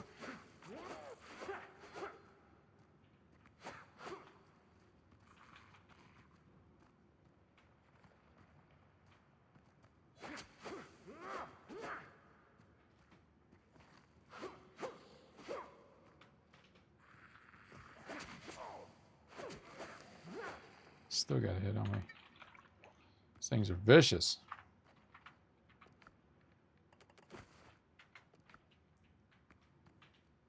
Alright, technically I still got 2 more.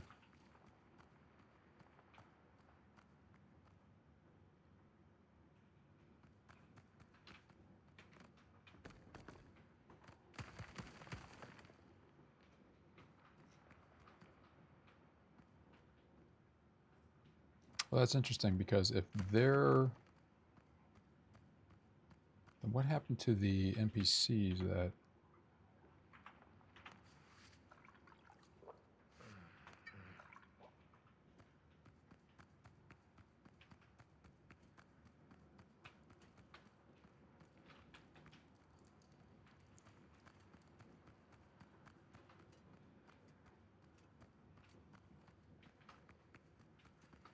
Oh, that's what it is.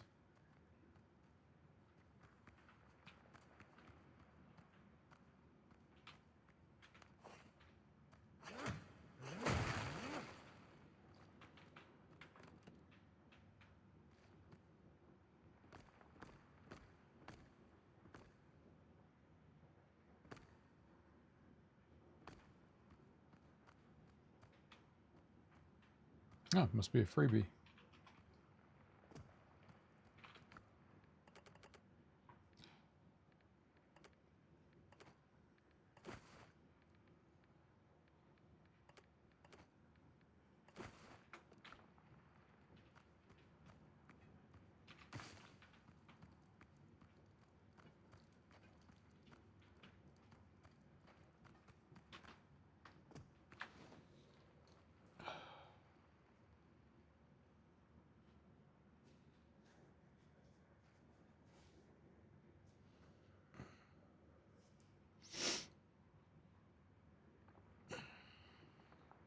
All right.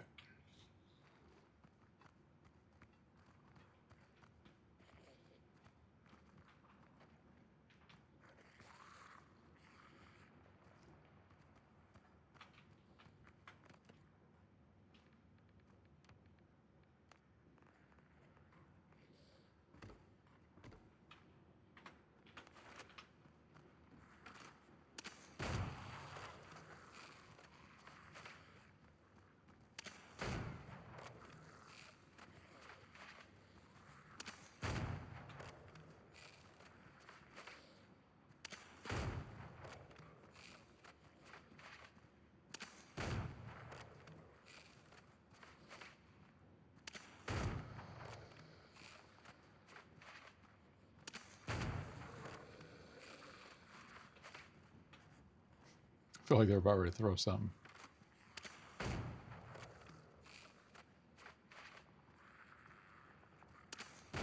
Hold still.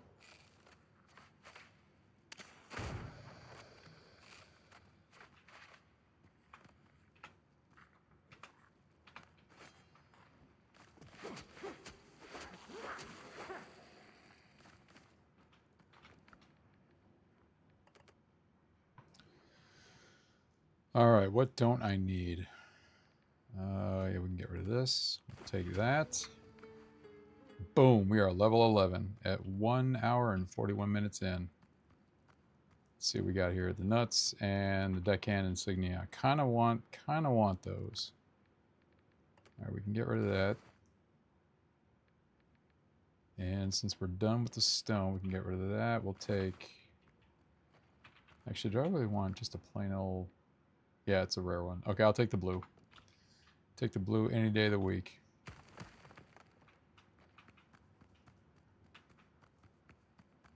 Boom. All right, we're going to get back, offload, refit, and then we'll figure out if we want to take the ship out or if we're done for the night. Because, man, that's all I really wanted to do is just go leveled up.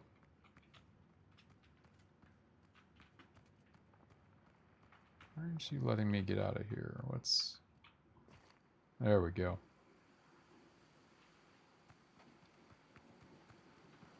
Oh, limes. I got so many limes. It's unreal how many limes I got right now. Okay, we just need to do a half little gainer that way. Nope. Nope, nope, that way.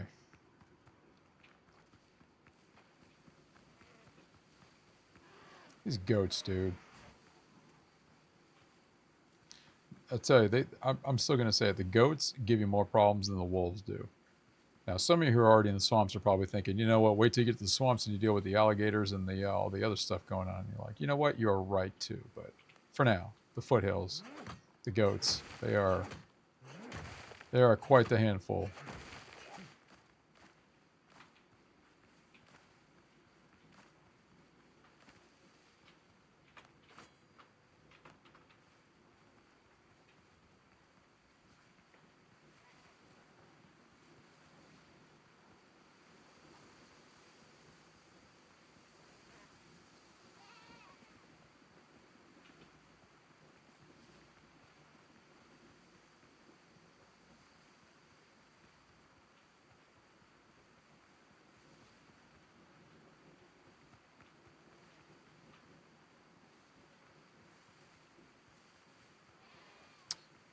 No, I'm not going to worry about the corn. Tomatoes.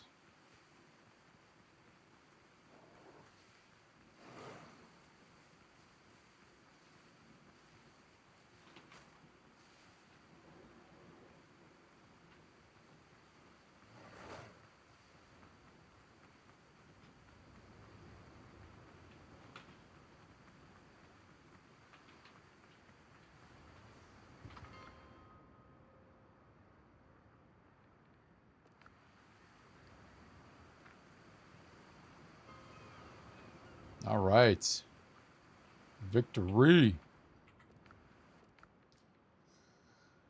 Man, we got a lot of stuff to sell. You know what? Let's do that. We're going to offload everything, gather what we need. We're going to do, we're going to hit the, I have 3 rounds left. We're going to hit the factions up, sell off this batch of stuff. Troubling symptoms. Thank you for your astute observation as always, Dr. Galen. Much, much appreciated.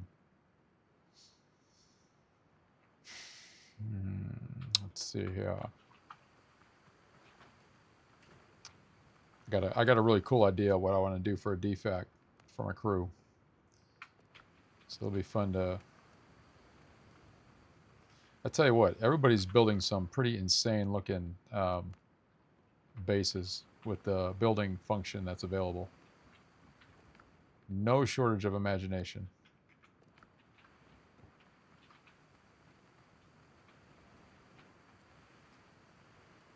What direction am I even facing at this point? That in there. Sulfur is going to go over here.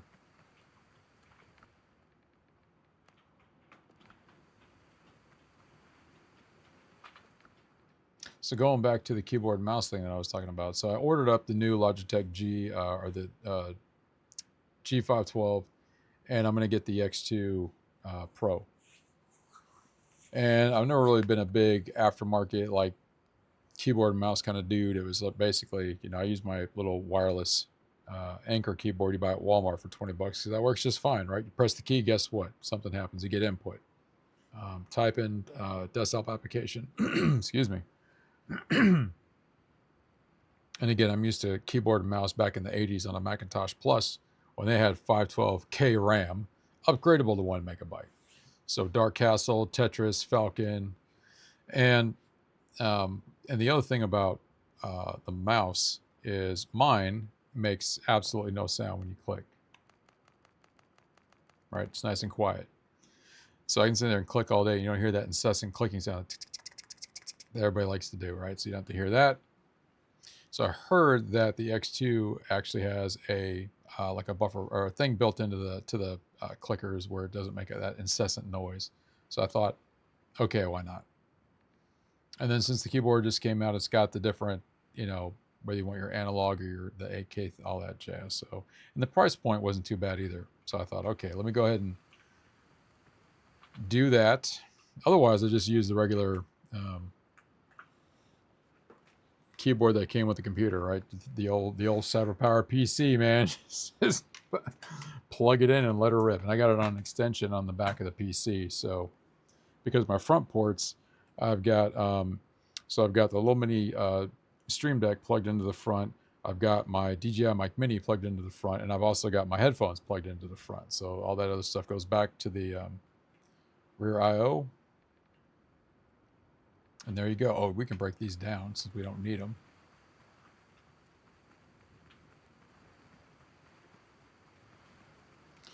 So the keyboard got released, I guess on the 1st.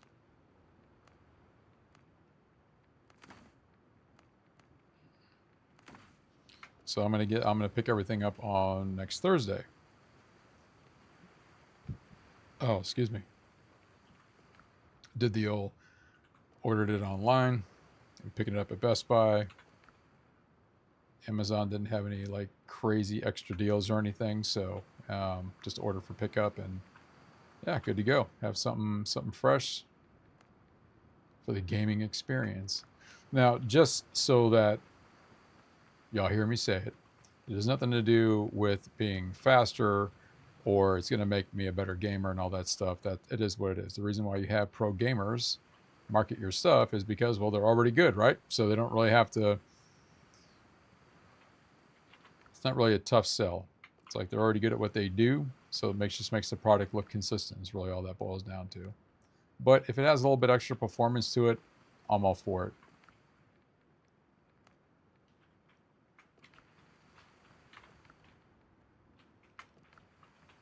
I gotta redo all this stuff too, because. All right, let's get everything we're going to be selling, and let's take a trip, man. Let's get that going.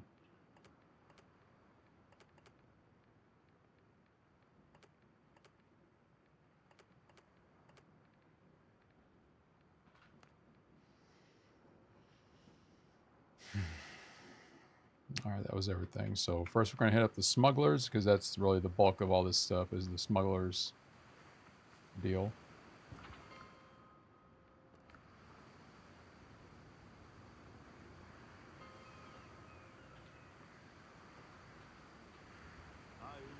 Don't ask unnecessary questions. Unless you know.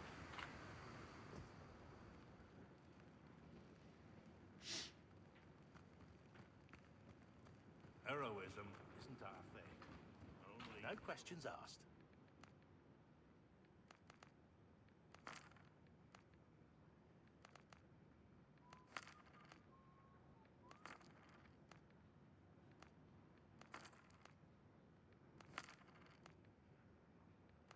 I guess all the rest of these are going to be gold. That's cool. But that'll be good for when I want to figure out what kind of recipes I want to roll with.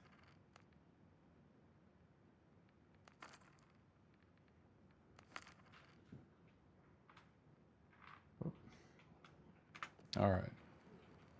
Chaos is bad for business. Touche. All right, Buccaneers. Oh, that's right. That's mine. So I don't have to worry about that. Oh, that's mine too. Oh, shoot. I thought that was a sweet crude damage, which I don't really use a crude weapon, but this will be mastery. And okay, so we'll just keep this up here. So we need to go to People Tortuga, Buccaneers, and the Buccaneers. All right.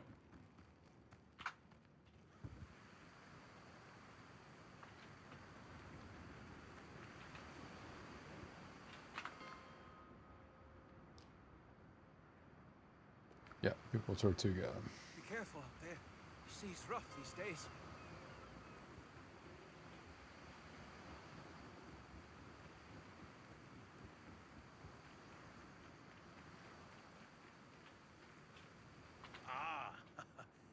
enough.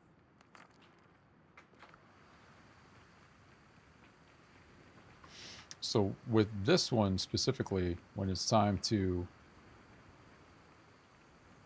because I'm definitely going to be, this is the one I'm going to be, Best we've got. I'm going to be focusing a lot of attention to. This one is going to be like the cabinets, tables. When I build my DFAC, I'm not really trying to make it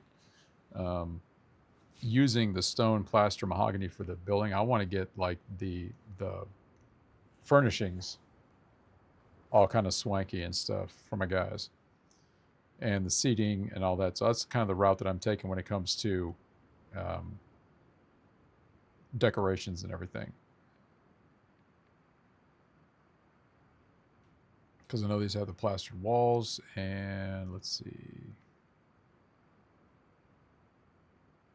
mahogany stools, benches, and armchairs with padded seats. That's what I'm talking about. So it'll be an interesting mix of what do I want the building design to be versus what I want the decor. And I think this one has fountains and all that stuff too. So let's see here. There we are.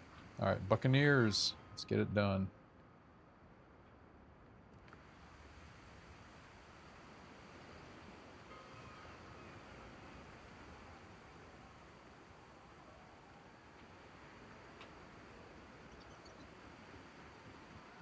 You didn't sail in here on sea turtles, did you now? I just went to Tortuga. Oh, for crying out loud. I thought something looked a little odd. I'm like, what? There we go. That was a noob move right there.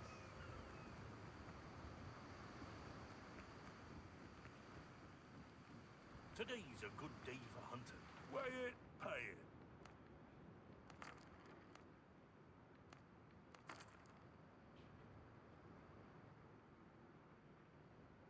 I didn't realize I was level 3 with them. Oh, that's what I messed up. Okay, yeah, so from level 2 to level 3, you need 300 rep, and then 3 to 4, you need 600 rep. So, and with all those insignias, I'll be able to bounce up to, whoever. That will not be an issue. Friend. What does this one have? I forget. I have So, everything you need for a good hunt. I will be getting the merchants at some point. I think once I unlock the swamp, then I'm going to set up a merchant area like a bazaar or something. I'll go ahead and do that. I don't need them specifically for what you can purchase off of for the shipping, because I've got tons of that stuff, and I've mapped out my areas, so I know right where I need to go to get exactly what I need. So it's not difficult to do that at all. Let's see here. 24. Okay, so they've got the 36 pounders, so that's another reason why I'm going to be going up to level 4, because once I'm able to build a frigate, I'm doing the Blackbeard one because I want my set of 36 pounders and my secondary battery to be 24s.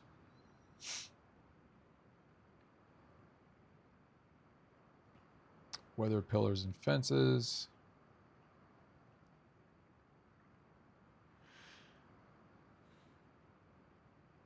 I might do these with the clay walls. The clay roofs, hunters, furnishings. So learning this plan, tables, chairs, and cabinets adorned with antlers and upholstered in fine leather. I don't know. I need to see what those kind of look like, and really the other thing too is stuff for the ship, because I do want to upgrade like flag and hull design.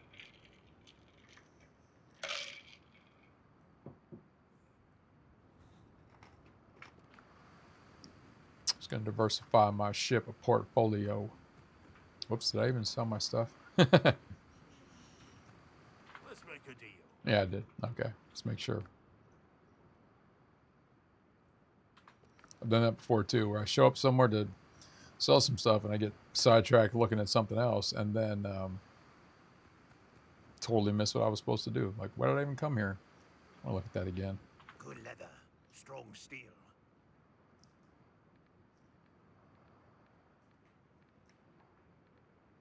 And once at the swamp, I'm going to be doing a different build too, weapon system and armor, because of the various. Ouch. Oh, my resection. Because of the various stats. So I'm going to be trying one of the other sabers. All right, so this is log floor, log foundation, triangle clay walls, weather log stairs, window, door, log pillars, horizontal beams. So this one might be my...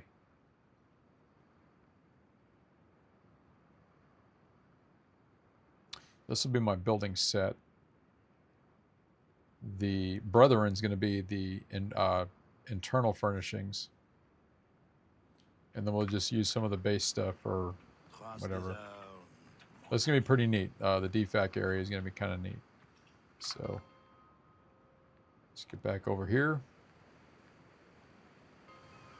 Just under 2 hours.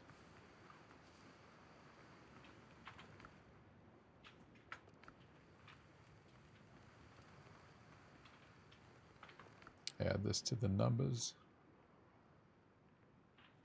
Wrong one.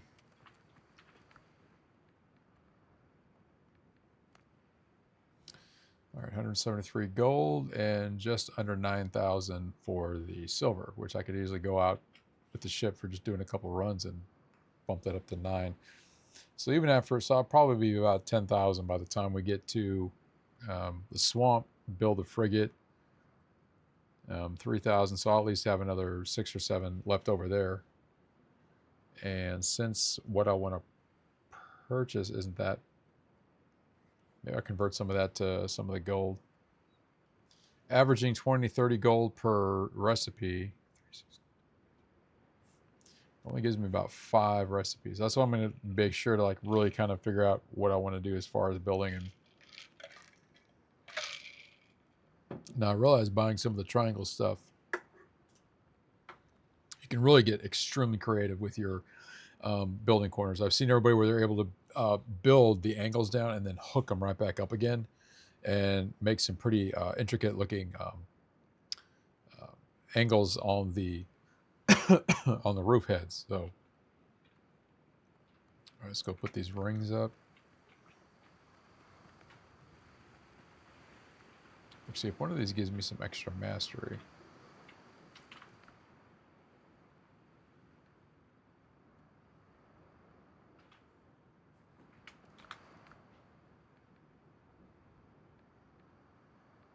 All right, that was my agility. Oh, you know what I need to build? I need to build the jewelry thing. I haven't done that yet. I was waiting to build the ship, upgrade everything before I put that one in there because I didn't want to spend a lot of time hodgepodging after resources.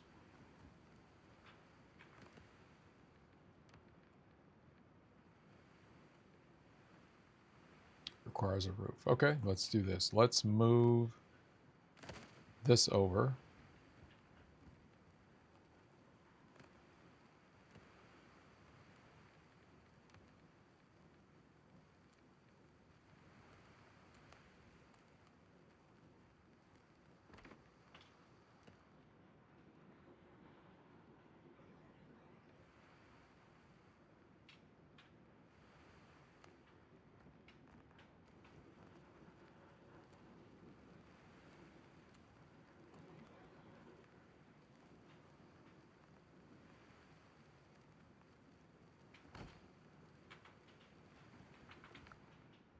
There we go.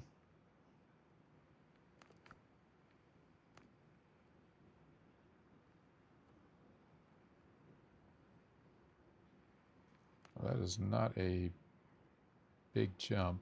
Well, crew damage. What do we got here? Text consume. Oh, man. 25% less stamina on top of what I could already do with my progression, which I need to change that as well.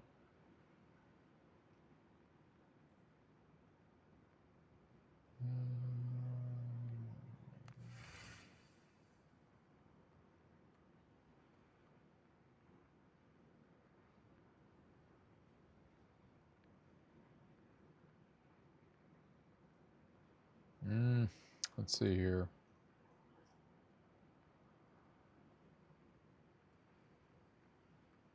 Oh, wait.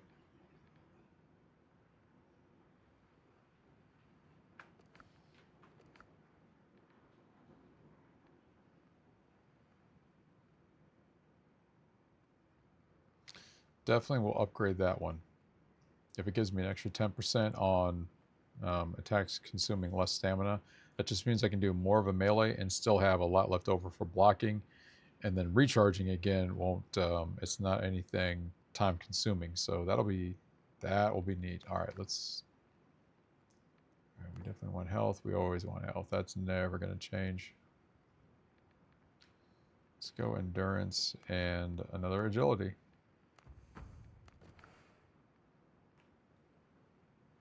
Oh, what do I want? Increases critical hit chance with one-handed melee 6%. Gain 25% increased effect from healing. Yeah, I'm definitely going to go with that, actually.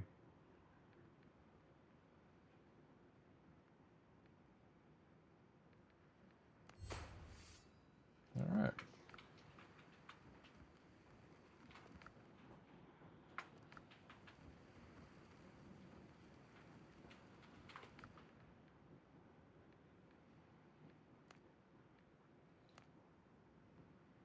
Range damage by 4%.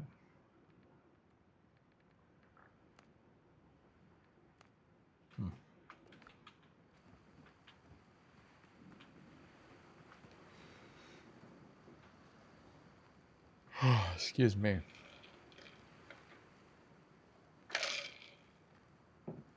I didn't plan on doing like any interaction with anyone tonight, so that actually zapped a lot of energy out of me. So I'm like, ooh, I better start paying attention to the comments coming in. So again, my hat goes off to all of you that have a lot of success on whatever your particular platform is, whatever your particular audience is, being able to absorb a lot of that coming in simultaneously. And that's why I don't think I'd really be able to because again, after chemo and transplant medications, my brain just doesn't, if there was a flood of stuff just coming in, I don't even know how anybody keeps track of that. So good on all of you for the kind of energy that you bring to your particular channel, your genre, whether it's gaming or cooking or whatever it is.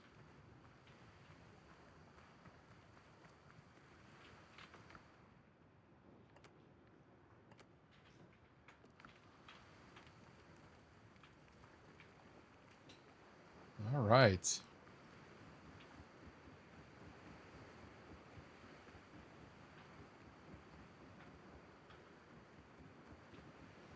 So this was an interesting spawn when it came back and using the fast travel because I was able to curve. So and then I did that little thing where you can actually just curvature your angle when you're building your deck out. So you don't have to worry about having to just have straight lines. And all I did was knock down my rotation angle down to 15%. So I was able to get a little bit more of a tighter run on there. And I like how the pieces just sort of like adapt how they need to. So it looks like it was sort of, patched together in a way that, they weren't expecting angles and all that stuff. And it's literally right up to the edge too, which is great. Just jump on and sort of jump off. I hear that yawning again. You guys need something to do? To run laps around this thing. It's some good cardio for everybody.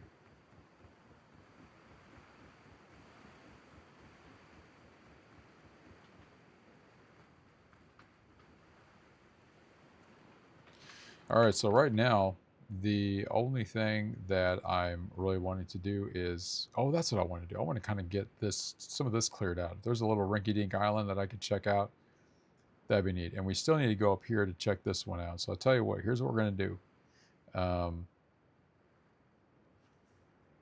Because my energy level is winding way down. And so we're gonna grab old Betsy, or I should say the Vespucci, and we're gonna hit just kind of get some of this explored out. Maybe there's a little island, and if not, we don't really find anything. What we're gonna do is we're gonna fast track to Tortuga, and then we're just gonna head up this way, and then we're gonna hit this island right here. That's why I put that question mark, is to remind myself to. I'm gonna start from down here. Yeah, I want to start from here.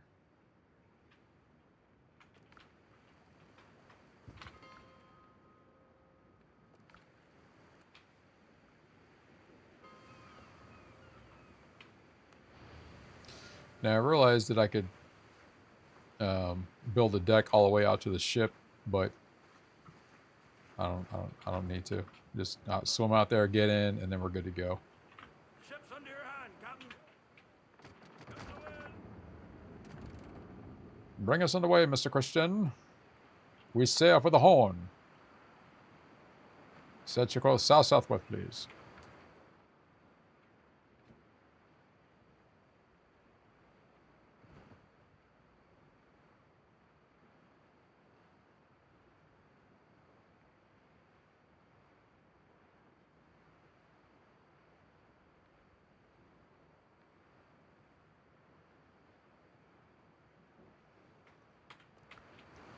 Oop. All right, let's hook this way. Just kind of uncover that one particular area, and then we'll head northeast.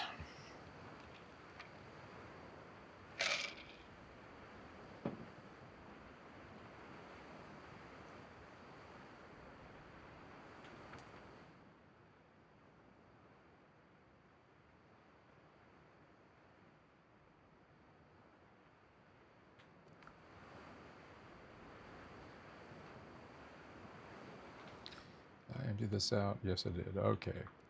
Good, good, good.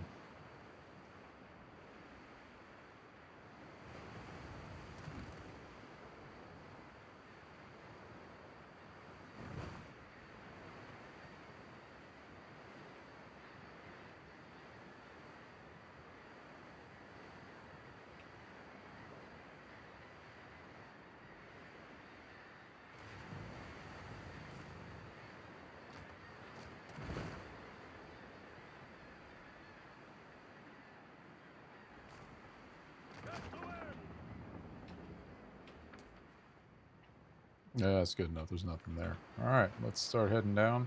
So what we're going to do is typically we're going to cut over and then work our way back up and kind of slice through this little deal right here. Because I know the boundary should be about right about where this line's coming up where my cursor is. So there's all this right here. We can just kind of get that exposed and see what's there.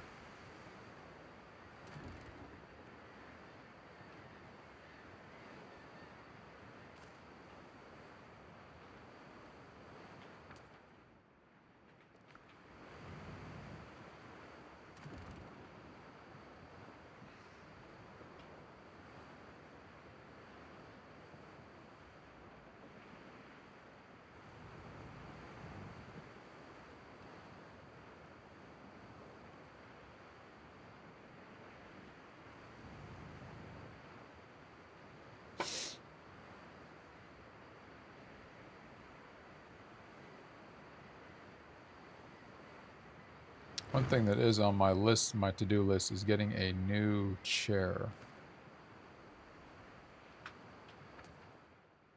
Because while I do like the one I have, it still has a little bit more of that. Like, this is up, right?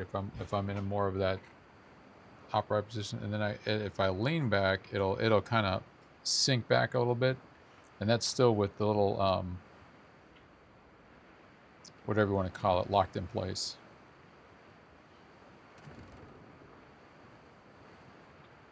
Oops, that's not what I wanted to do. We're not trying to go there.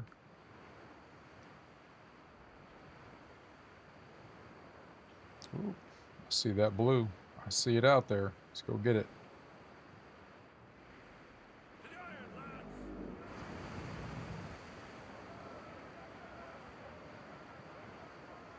Look at that crew hustle, man. That's what I like to see. The speed and intensity.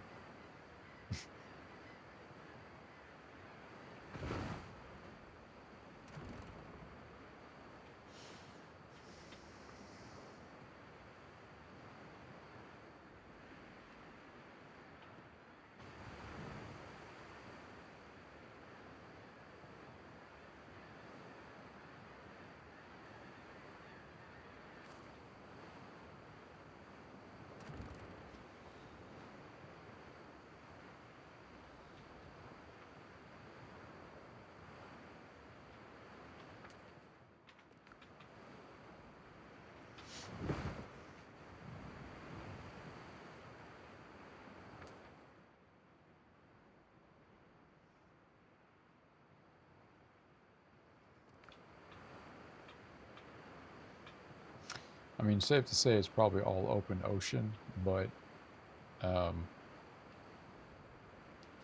you just never know. And then, too, I'm really curious to see where some of Blackbeard's boundaries are, because that's really a lot of times where they dump all the good barrels. And like you'll get the rare, and then you'll get the actual yellow, the ship one, and that's where you can really soak up a lot of good resources, like the coffee, for instance. I've got, my goodness, 2, 3, 4. I got about 240. Or I got 6 of the 30 stacks of coffee, if not more. I've got a bunch of sugar, and I haven't even done anything to order any of that stuff. It's just getting out there and doing the ship ops. That's a white one. This is a repair kit. The nice thing about the white barrel is it's like some wood, but it's always going to be one of the repair kits.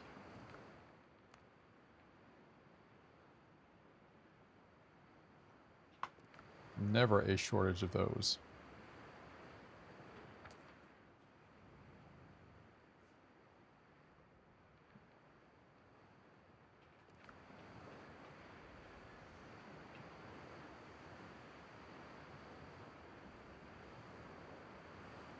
Now, lads, it's a damn tough life, full of toil and strife. Where a man undergo.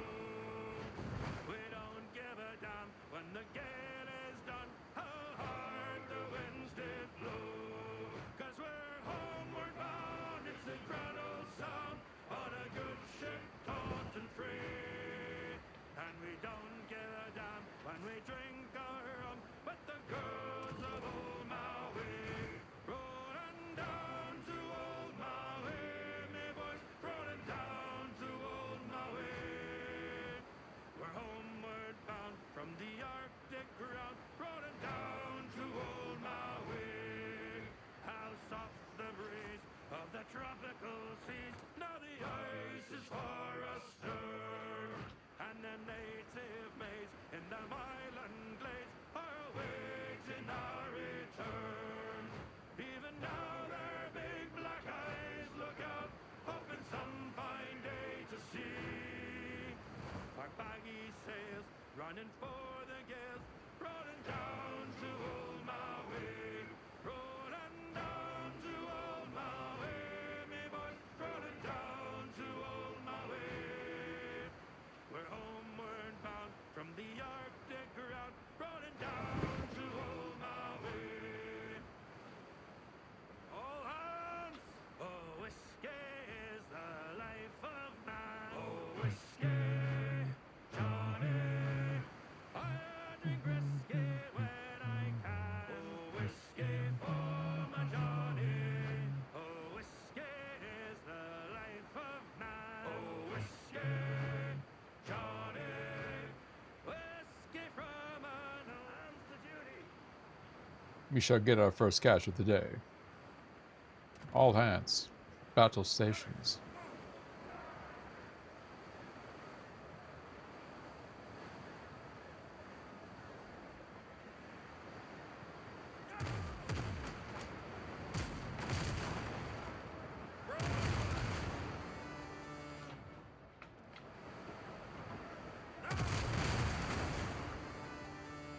Enemy's been sunk!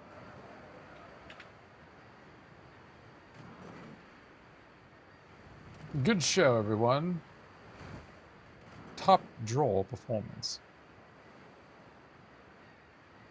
See, the nice thing about even getting the level 2s, you're still getting better in insignia.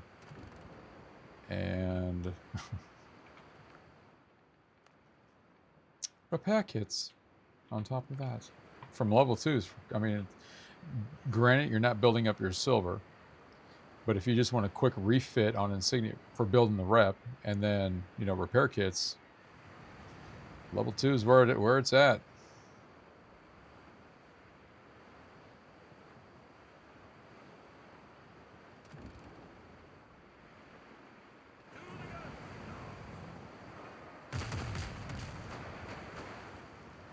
I was way off.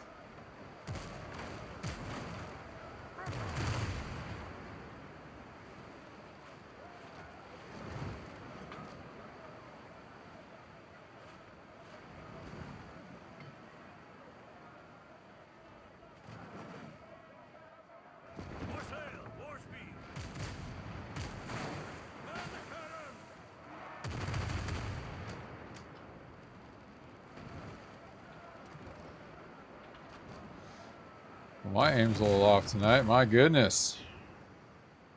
Looking all hot to trot in that first run. I can barely even stop moving. And then the second one, it's like, what's this noob doing? He's got 24 panners and he can't even drop a couple of number 2s. It's like, come on, dude.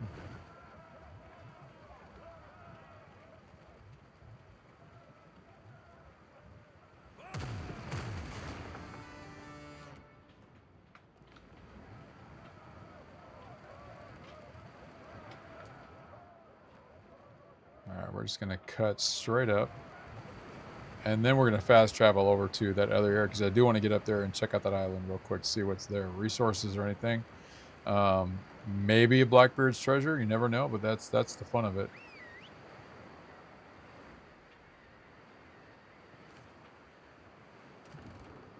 All hands! Come all you bold young thoughtless men, forward and take by me, and never leave your happy homes to sail the raging sea. For I have plowed the raging main this 20 years or more, but now I'm turned adrift to starve upon my native shore. By raging storms and tempests, shipwrecked 3 times I've been, and many a bloody battle upon the seas I've seen. I've seen the cannon's glaring flash, I've heard its thunderous roar, though now I'm turned adrift to starve upon my native shore. Should hostile fleets e'er venture upon the raging main, true hearts of oak, we British tars will push the sea again, and bravely bring their ships to port as we have done before. So hapless now while we're in want upon our native shore. Come pity gentle strangers, a luckless British tar. In your defense he may have hurled the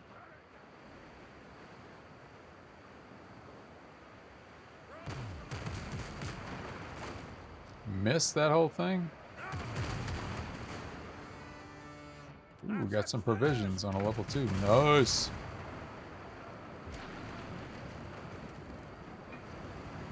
I thought we were about to capsize there for a second.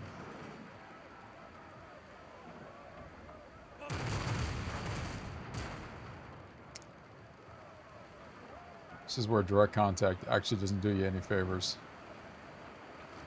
Or I should say point blank.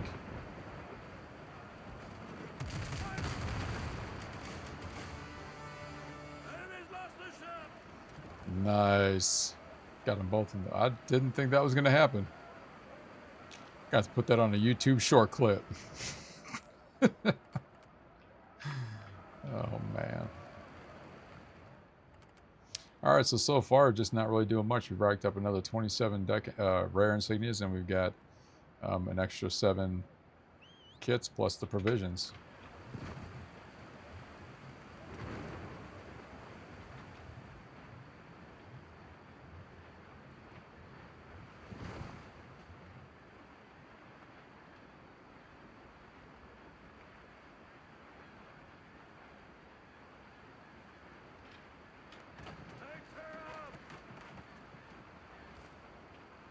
All right, let's spin this bad boy around real quick. Actually, it looks like follow the outline. The territory goes all the way up here, because really the border is right about here where they'll tell you to turn around. Excuse me, they'll tell you to turn around, like right now. So yeah, that's basically the right lateral limit of the area there. All right, let's just bounce over here and.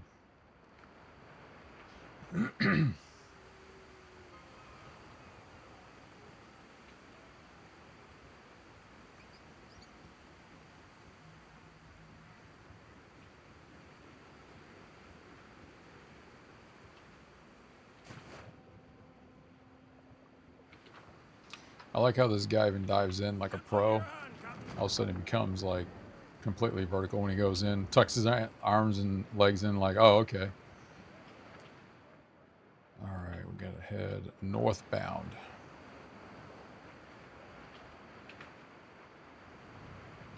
Yeah, may see some ships along the way. Get get some goodies. So the only time I really do any, because we already know that the transport ships are the ones that have extra goodies on them. So if you grab 8 and up, at least 8 to 10s, you're grabbing at least another 250 of the silver if you actually take the ship. Oh great, we got a gold. Nice. And then we'll spin around, head north, check out that island, and then that will be it for the night. We'll call it after that. So I'm not feeling trying to knock out the rest of all the quest stuff.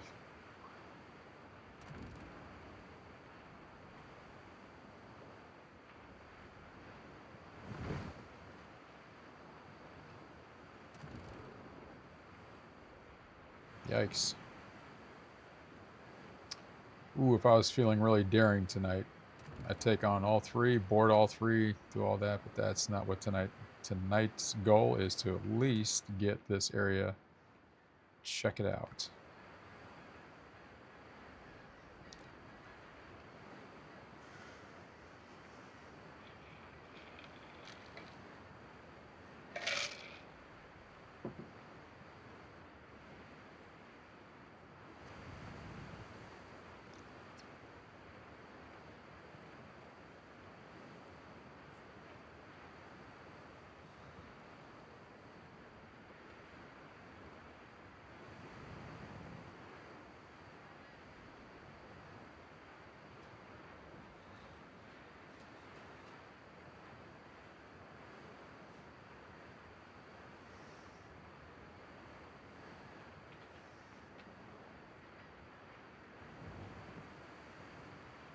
Yeah, I'm not worried about that.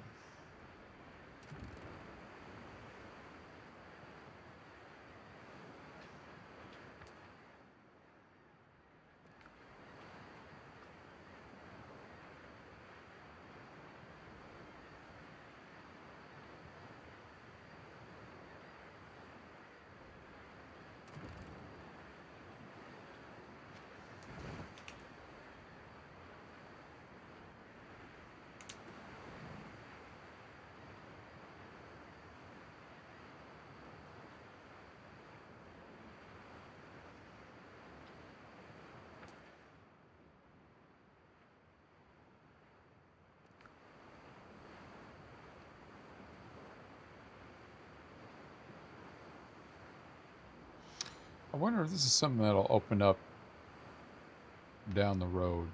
Like, what do the devs have planned? And I saw the video.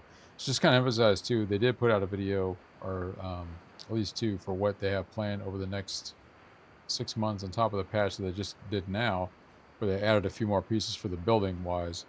And I think they're going to be adding another 80 some odd pieces, which you know, one of those things where now that everybody's giving their feedback,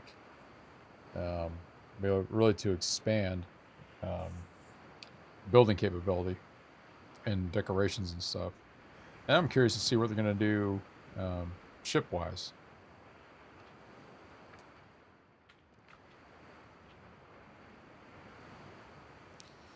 We shall see. Hear this! Help me, Bob, I'm bully in the alley. Way, bully in the alley. Help me, Bob, I'm bully in the alley. Bully down in Shinbo now. Sally is the girl that I love dearly. Way, bully in the alley. Sally is the girl that I love nearly. Bully down in Shinbo now. Oh, help me, Bob, I'm bully in the alley. Way, bully in the alley. Help me, Bob, I'm bully in the alley. Bully down in Shinbo now. For 7 long years I courted little Sally. Way, bully in the alley. But all she did was dilly and dally. Bully down in Shinbo now. Oh, help me, Bob, I'm bully in the alley. Way, bully in the alley. Help me, Bob, I'm bully in the alley. Bully down in Shinbo now. I left my stall, I went a sailing. Way, bully in the alley. Signed on a big ship, I went a whaling. Bully down in Shinbo now. Oh, help me, Bob, I'm bully in the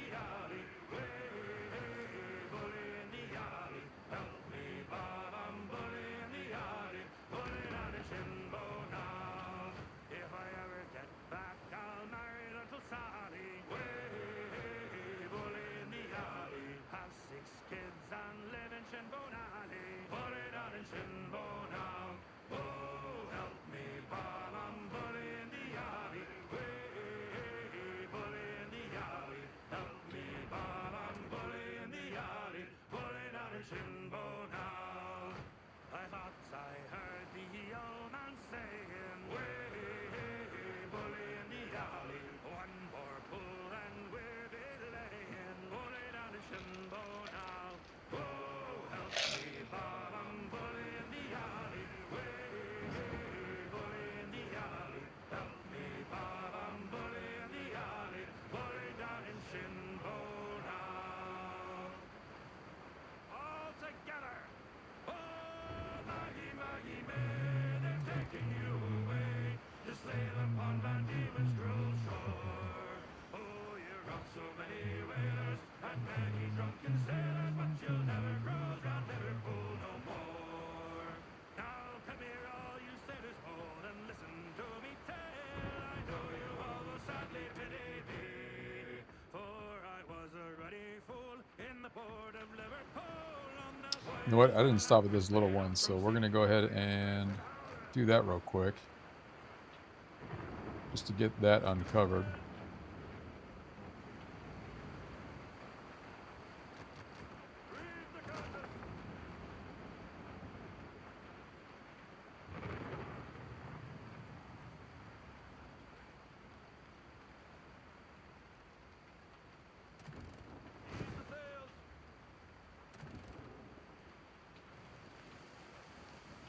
Captain at the helm!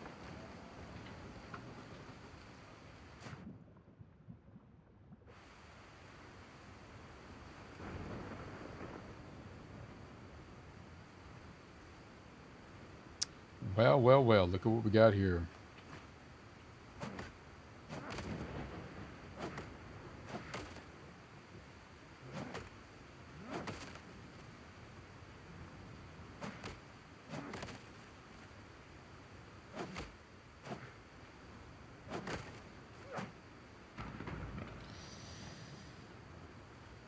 Yep.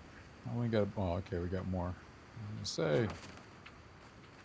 Not a lot of nails, but we already knew that. We always get like a small supply. But let's see what just kind of stopping off here is going to get us as far as breaking all this down.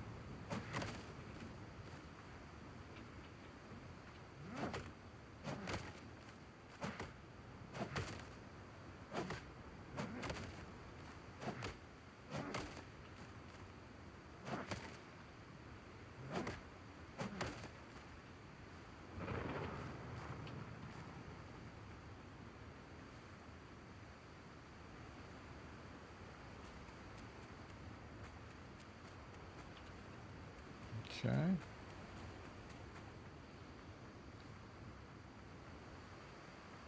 All right, no treasure. Stone.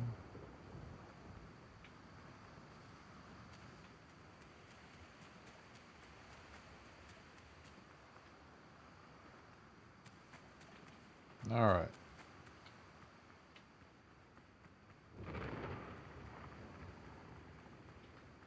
Wait, coconuts. 1.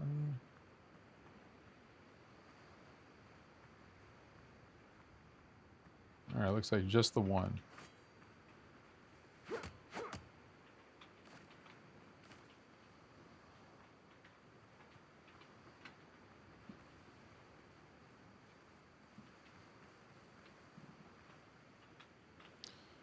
How many nails do we get? 8. All right, well, that's not bad. Hey, it's 8 more nails than we had before we showed up, so no complaints. All right, let's.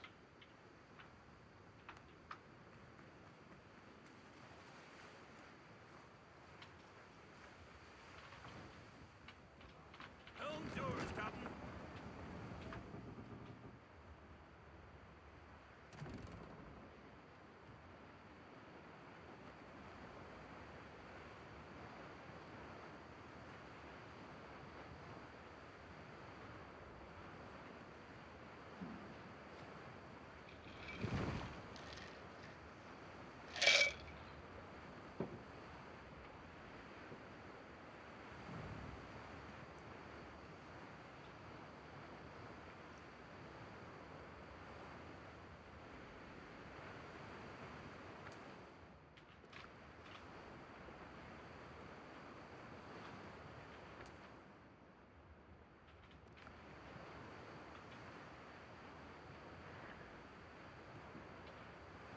Kind of excited. Not know we're gonna find. You know, I should have brought with me.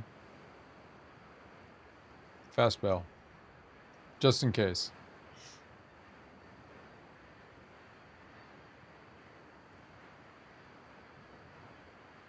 Well, well, well. Look what we got here. A couple of deuces.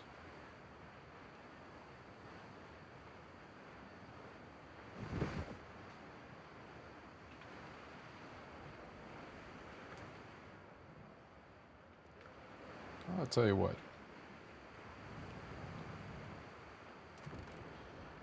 Let's stop off first.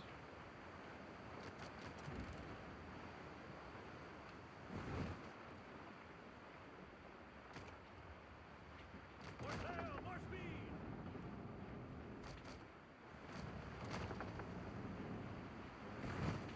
Lead off speed.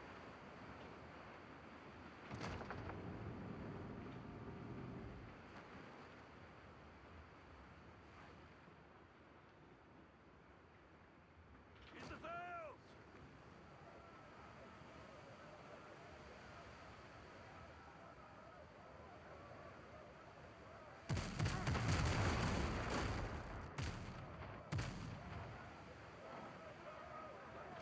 Oh, might as well finish this off then.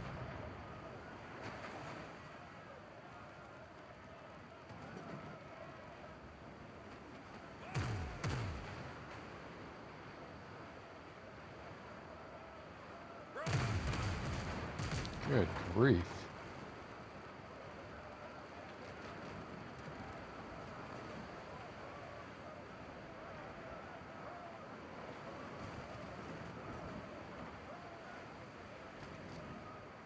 Man the cannons. Enemy ship's gone.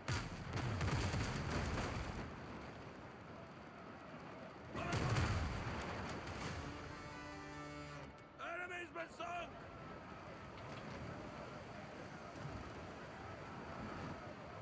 Reef the canvas.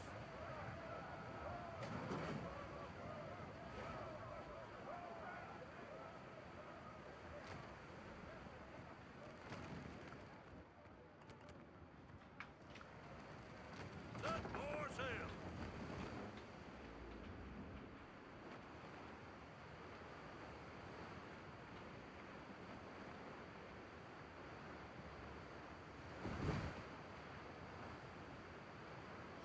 Looks like we're gonna have a little bit more shipwreck stuff we can get our hands on too. So that'll be interesting to see what this one plus that other little, that little rinky-dink one More sail. turned up. Lead off speed. Ship's under your hand, Captain.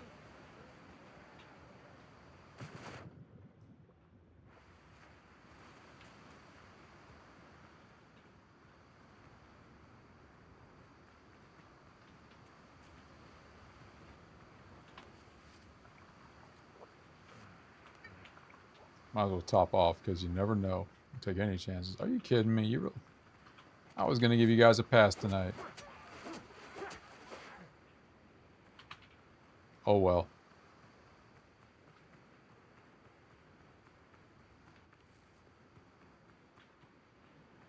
All right, let's hit a 360 and then we'll hit inland. Might as well pick up some.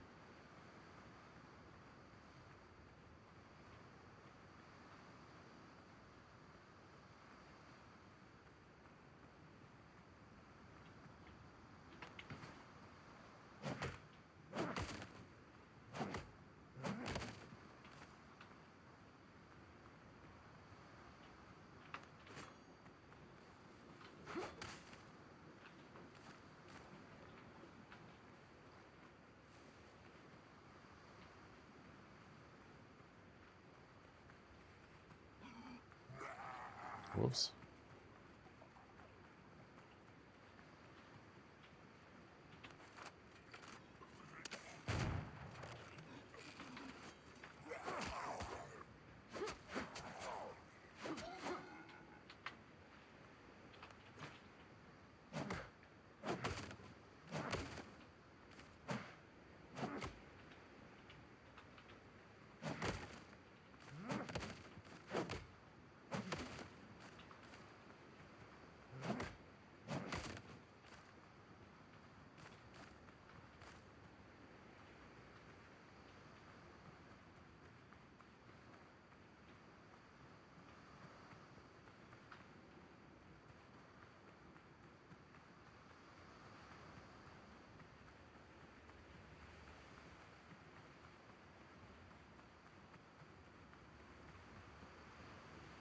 right, there we go.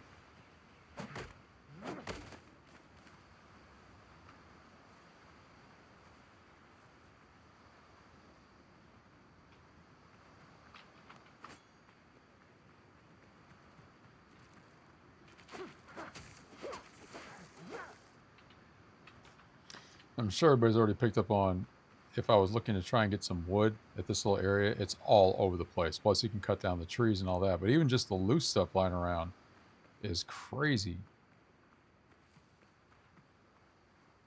I'll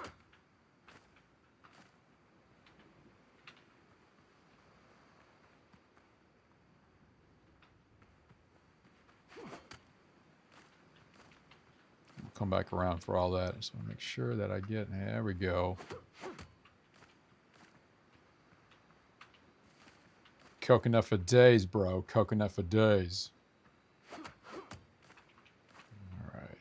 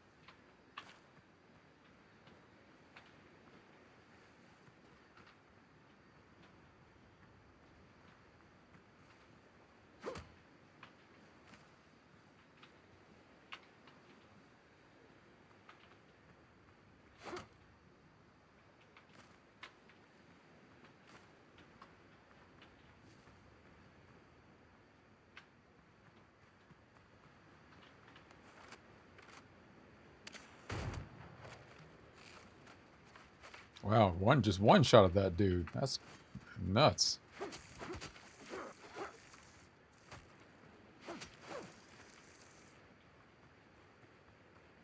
Man, 2100 on that crit hit. All right, let's see here. So there we go. We went from 0 coconuts. We've already got 47. We're not even really done kind of doing the once around here.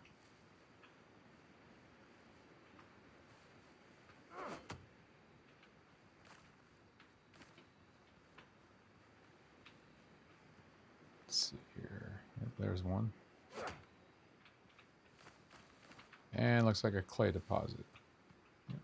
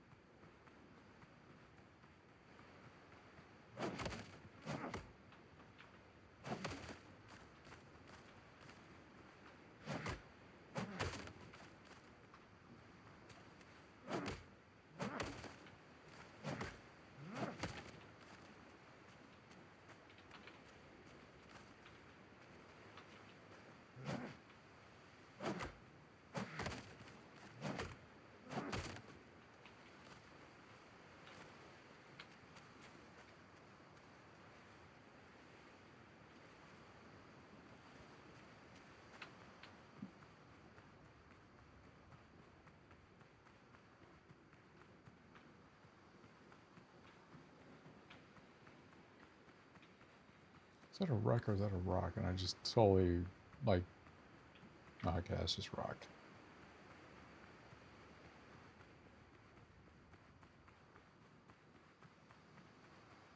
Oh, more coconut.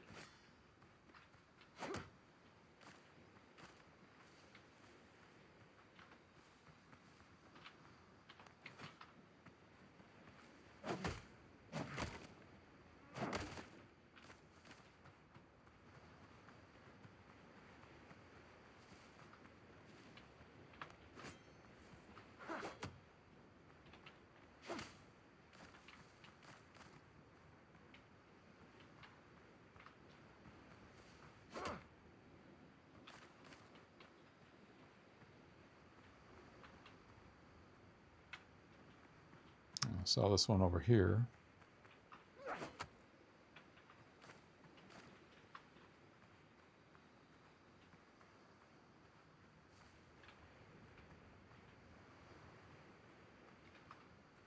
And this one.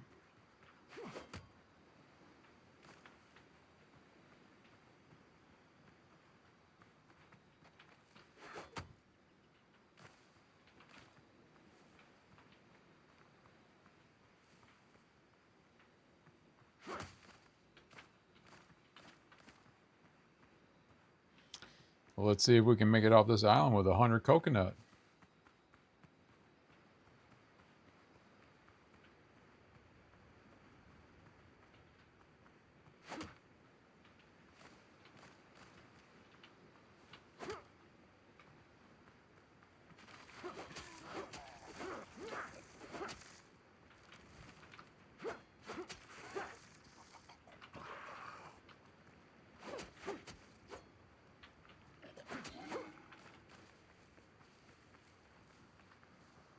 See here. Oh, there's one.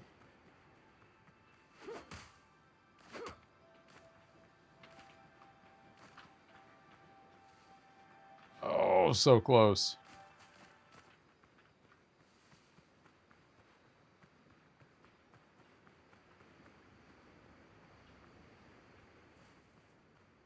There it is right there. Boom.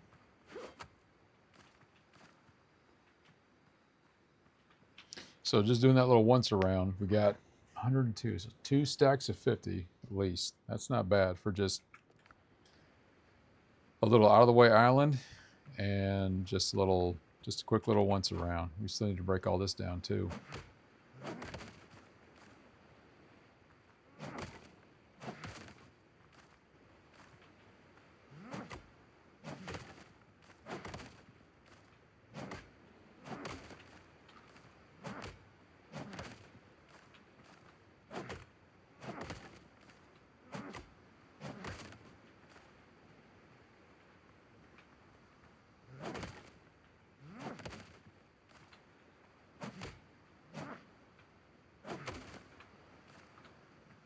I'm not doing this for the wood specifically, or at all, really. But the reason why I do pick it up is I noticed if you don't, there won't be a... What just aggroed? Are you kidding me? Didn't even know you guys were here.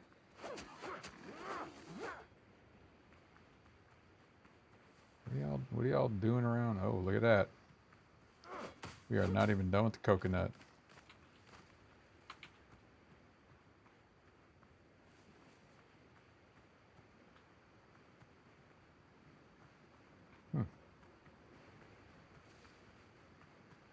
I guess it was just the one. Where was it? Oh yeah, so if you, let's say you break something down, but you don't collect it, right? Everything still stays there. Even when you log out and you log back in later or something, go back to the same area, it'll still be there like waiting for you. And then I noticed that nothing spawns around that, or stuff that's just waiting. Or items that you haven't picked up. So I go ahead and just break these down. Of course, it's automatically picking everything up. But if I just left everything there and then I came back a day later, it would still be there. And of course, nothing would have spawned in its place.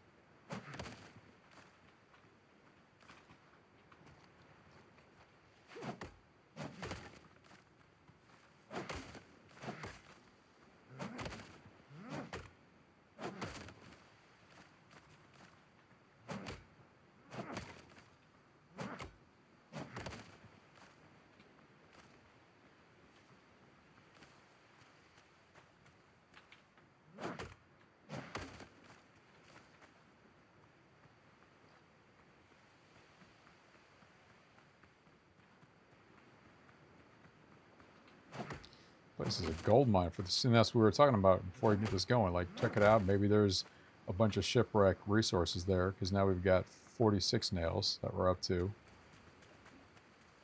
which is 46 more than what we started with, that's for sure.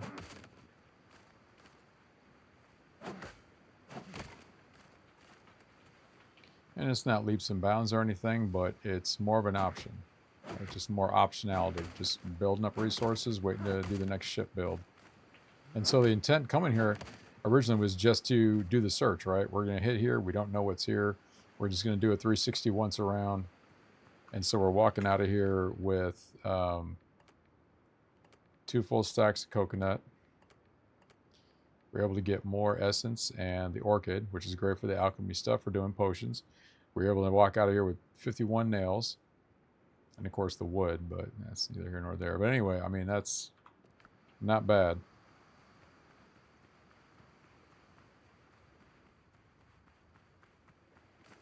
Look at that. Almost forgot about that little guy. All right, let's head on back. I think we're good. Is that? Oh, there's some back there too. We are not done with the coconut.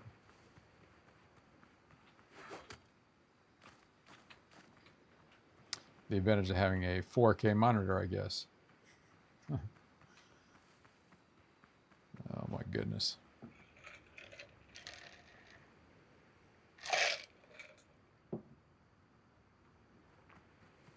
Oh, one over here. And we are just racking and stacking them.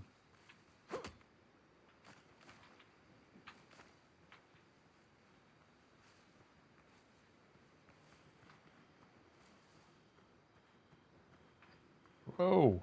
Whoa. Still not done yet.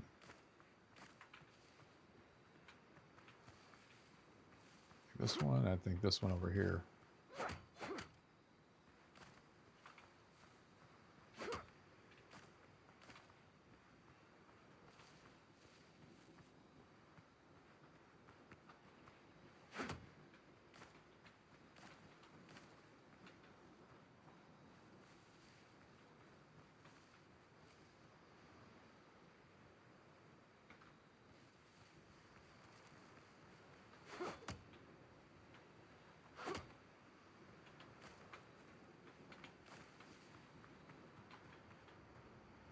The world is rustling. Here's some rustling here. I've got 2 more to go. Oh, these things. That's right.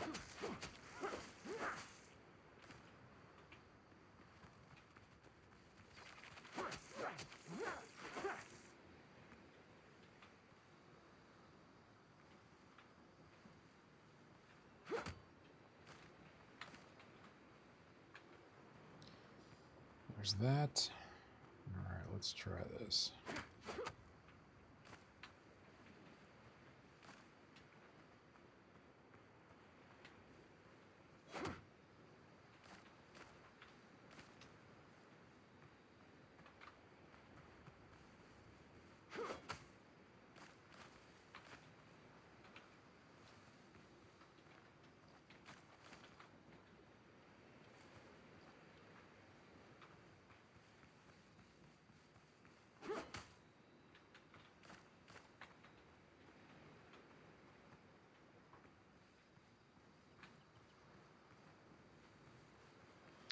All right, let's go ahead and call it.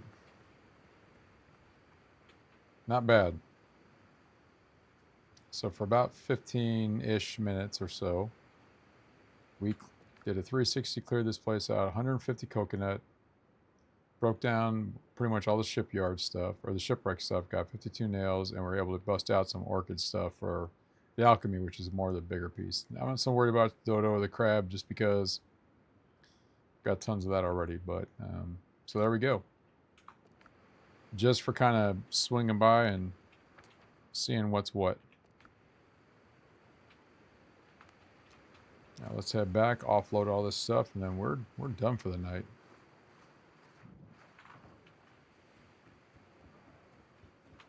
Ships under your hand, Captain. Ease the sails. Yeah, let's go ahead and get these 2 real quick. More sail, more speed.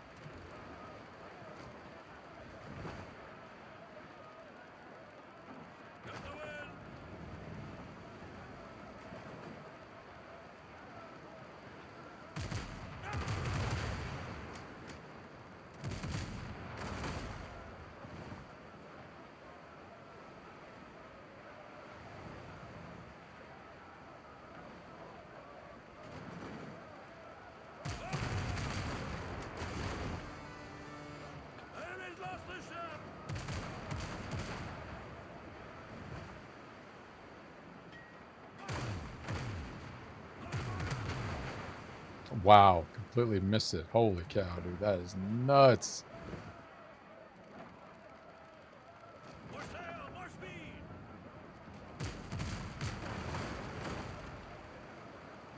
Open fire. Missed again.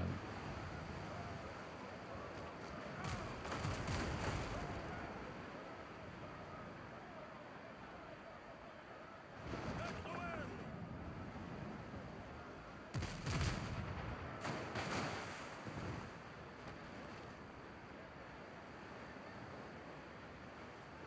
Wake the guns.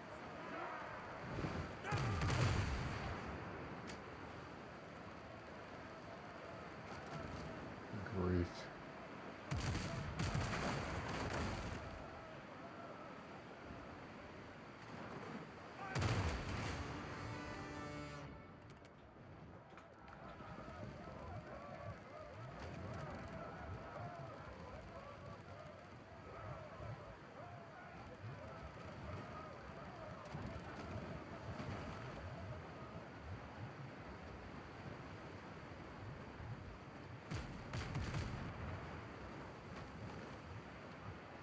What are you firing at?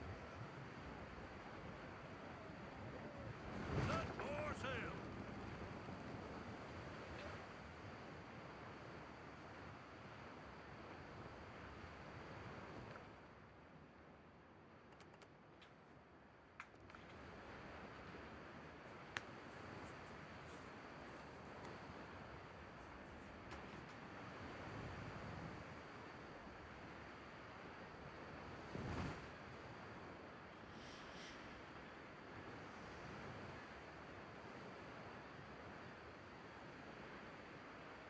Ready on the guns.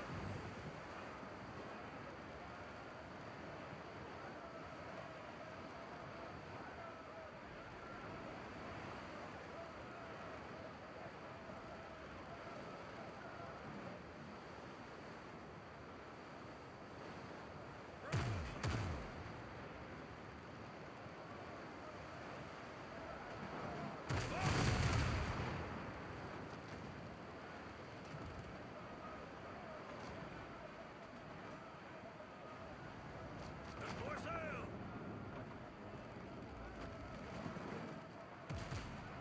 Open fire.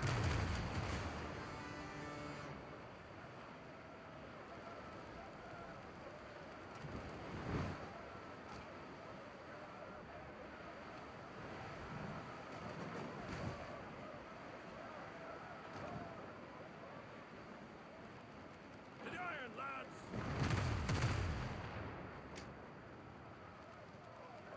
Ease the sail. Now. Catch the wind. Fire. Enemy ship's gone, Captain.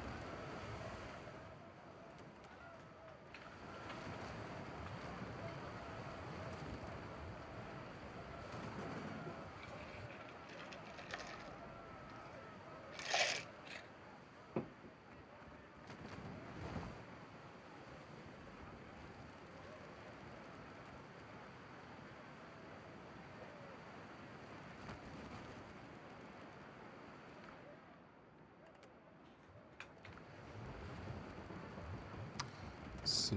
Should we...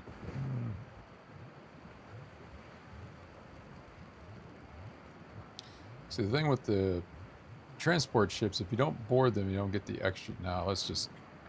Oh, we did enough tonight. Let's go ahead and get back and get everything unloaded.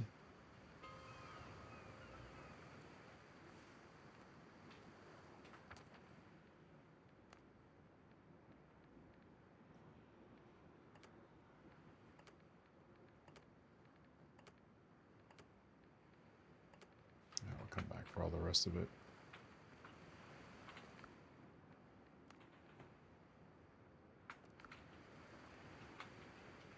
Not a bad haul on the coconut. That actually, I was kind of a little surprised myself on how much I was going to pick up. So just adding that to this little bunch that I have up here already. And that doesn't include the other stores that I have for some of the cooking stuff. So coconut's kind of like a rare commodity for you on your particular map. Remember, even if you come across one of the smaller islands, go ahead and do a 360 on it. Check the palm trees. Excuse me. You never know what you're going to find.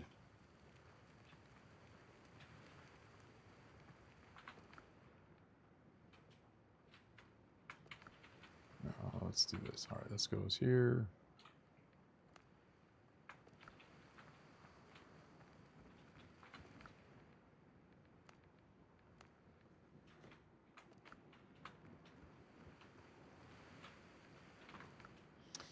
All right, adding that to these, and now we've already got 238. So we just keep racking up the nails, because I think we need like 300 or something, 300, 400 for the frigate. So we're pretty much already halfway there. We're ready to rock and roll there. So it's just kind of a little bit at a time, just adds up, which is going to save a whole lot of time when it's ready to go ahead and build that particular, get that build done. Okay, what do I have? What am I doing? All right, that goes in its own thing. Okay. So we come back over here.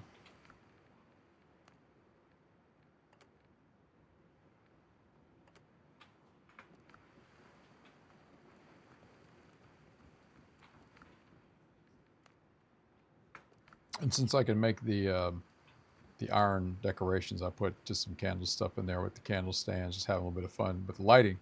Same thing with my my bee hut. I got oh no, I did the lantern in here, and then the clay thing. Yeah, try that. That was actually pretty neat. And of course, I got my bookshelf set up for my academic studies.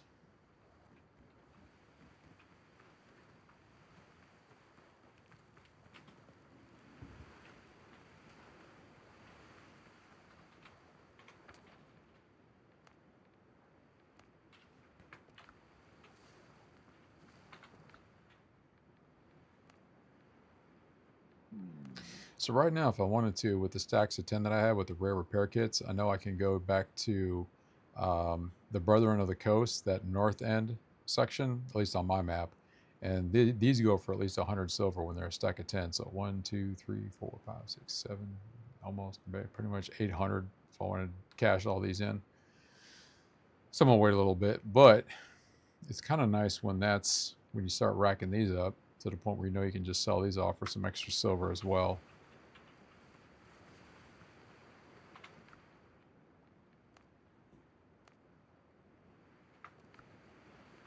Are these two filled up already? Yes, they are.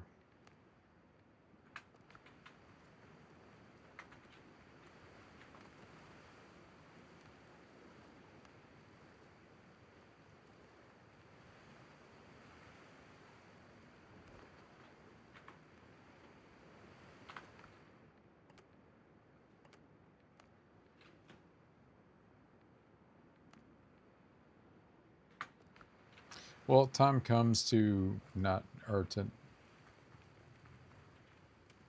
whatever, plenty to go around.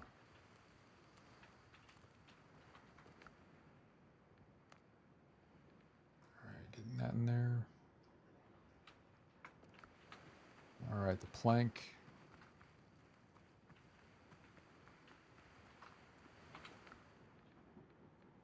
Go in here. Bottles go in here. And the salt we just dropped back off. I got just a ton of that too in a different container. And we'll sell the provisions later.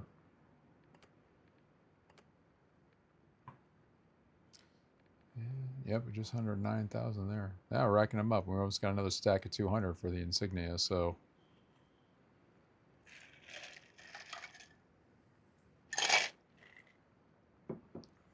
Repetition build is not going to be complicated at all. And just for the heck of it, I put 2 more crab things away on the other side. All right, I'm definitely fading out. Oh, you know what I need to do? I need to do this real quick. Clean out this little nest. Get the hides and add that to the pile there.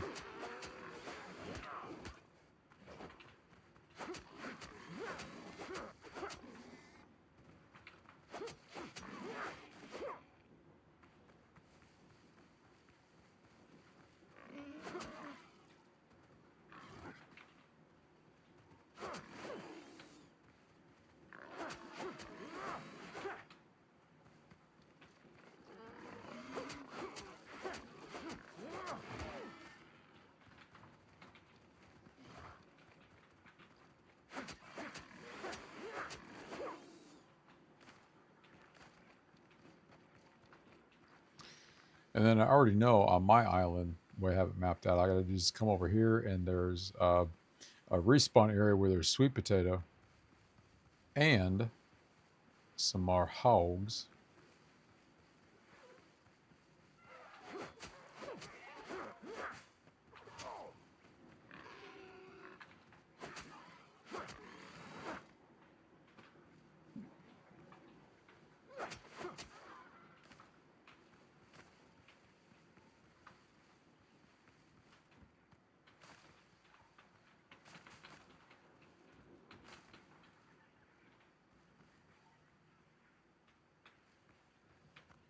Just the one. Usually there's two floating around.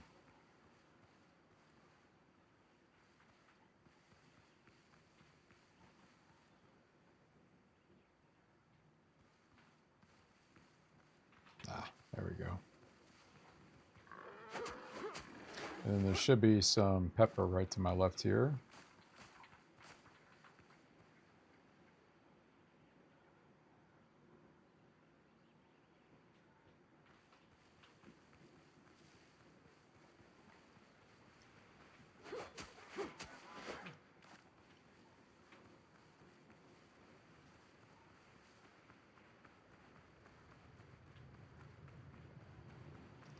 Now, what's nice about my extra buffer is since my thing's a level 22, I get that. It's basically a half-hour breakdown. That's usually how I time things now. So if I want to go to an island and I don't want to do collection, and I'm thinking about the buffer aspect of it. So I got a 30-minute countdown there plus the 15 minutes because of the recipe options there. So, but it's just a way of kind of like timing, getting into an area, doing some stuff, and keeping track of it.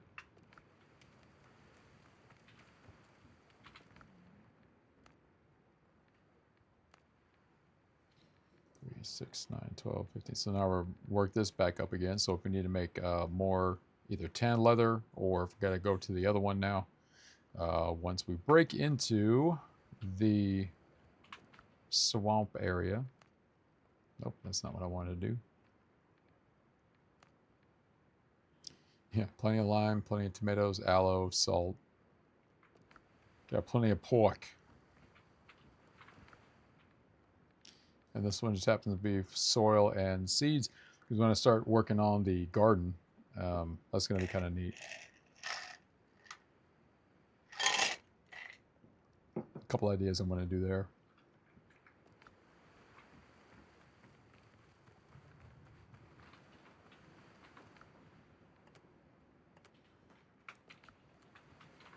Let's see. Yep, that'll go in there. Feather. So how much do we have now ready to go? If we need to make a little bit more. All right, now all I need to do is just actually make more of almost 1,200 clay.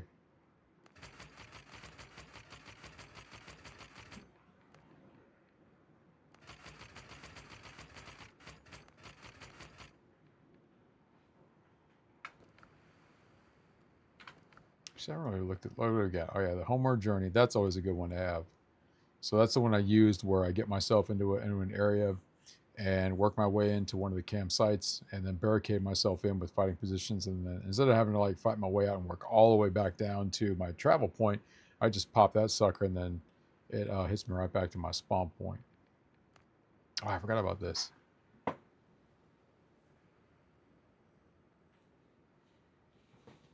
Yeah, that's gonna be a good one to have. And then of course I got this one which gives increased damage by 8%. So right out of the gate,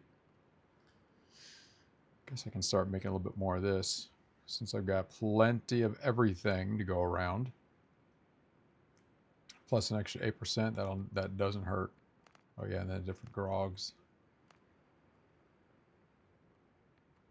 Make plenty of that too.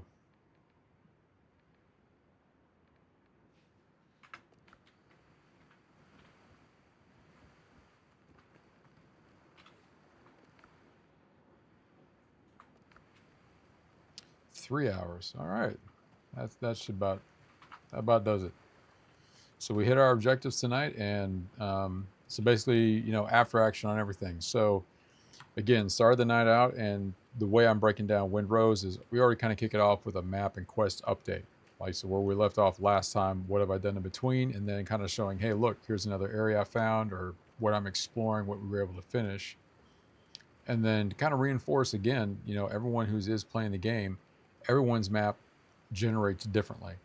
But it's great to get out there to, you know, explore your area, map out your area, because you never know what you're going to find. Like we hit that one small island before finishing out, racked up 150 coconut, and then a bunch of the shipwreck stuff for nails, right? Just add that to the collection.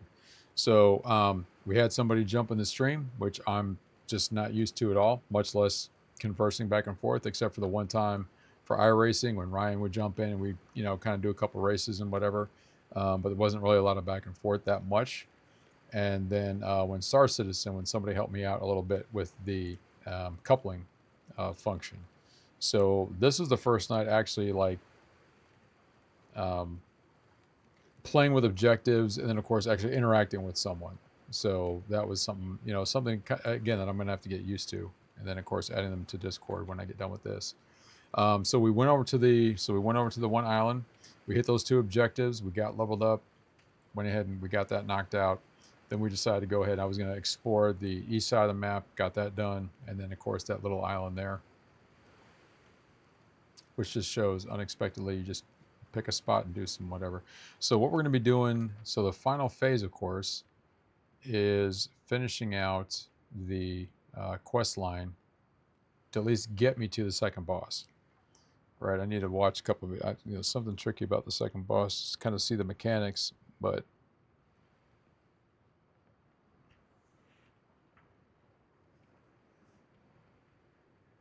eyes are a little extra achy tonight. And of course that light, oh man, that does not help. But it works because it's awfully bright.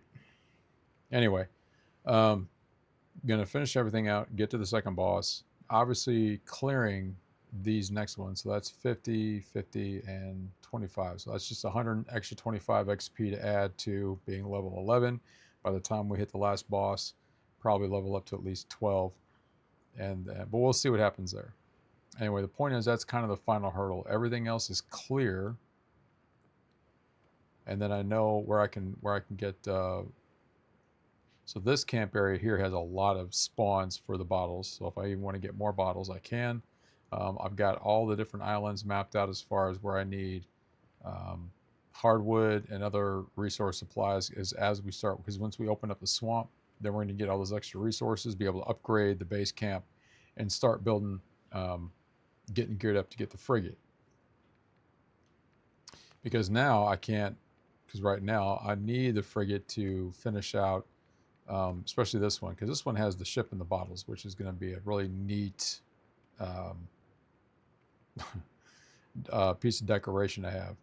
But I need the bigger ship, right? So, and then we'll max everything out. So once we get the ship, we're going to get the primary 36s, secondary batteries be the 24. Everything's going to get maxed out. Weapon systems maxed out. Armor's going to get maxed out. And all that's going to be done in one sitting. So it won't be a, I'm going to have to spend all night grinding just to get resources to upgrade everything.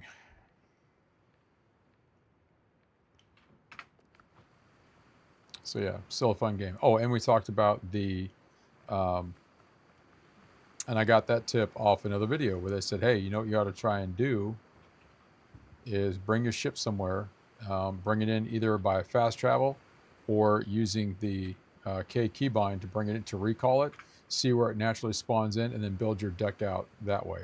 And I might redo this too, since it seems to spawn at a slightly different kind of angle. I may do the exact same thing where I'll break most of this upper section down and then kind of twist it around so it lines up with the ship itself. And then I did that with the catch and it lines up pretty good. So, and then we'll do the same thing with the frigate, right? So yeah, just using the good information that's being provided by other players who seem to be incredibly enthusiastic about the game, and that's what I like about it. Is there is just a lot of positive, just a lot of enthusiasm going with the game, which of course makes it fun when you're getting just good information, right?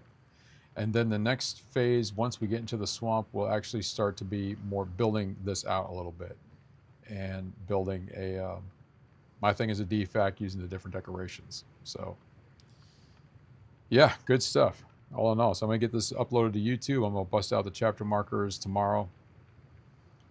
All that good stuff. So I appreciate everyone's time and attention. And remember, my fellow gamers, play with a purpose, soak up that bandwidth, and I wish you all the greatest success in all of your gaming endeavors. And I will see you online.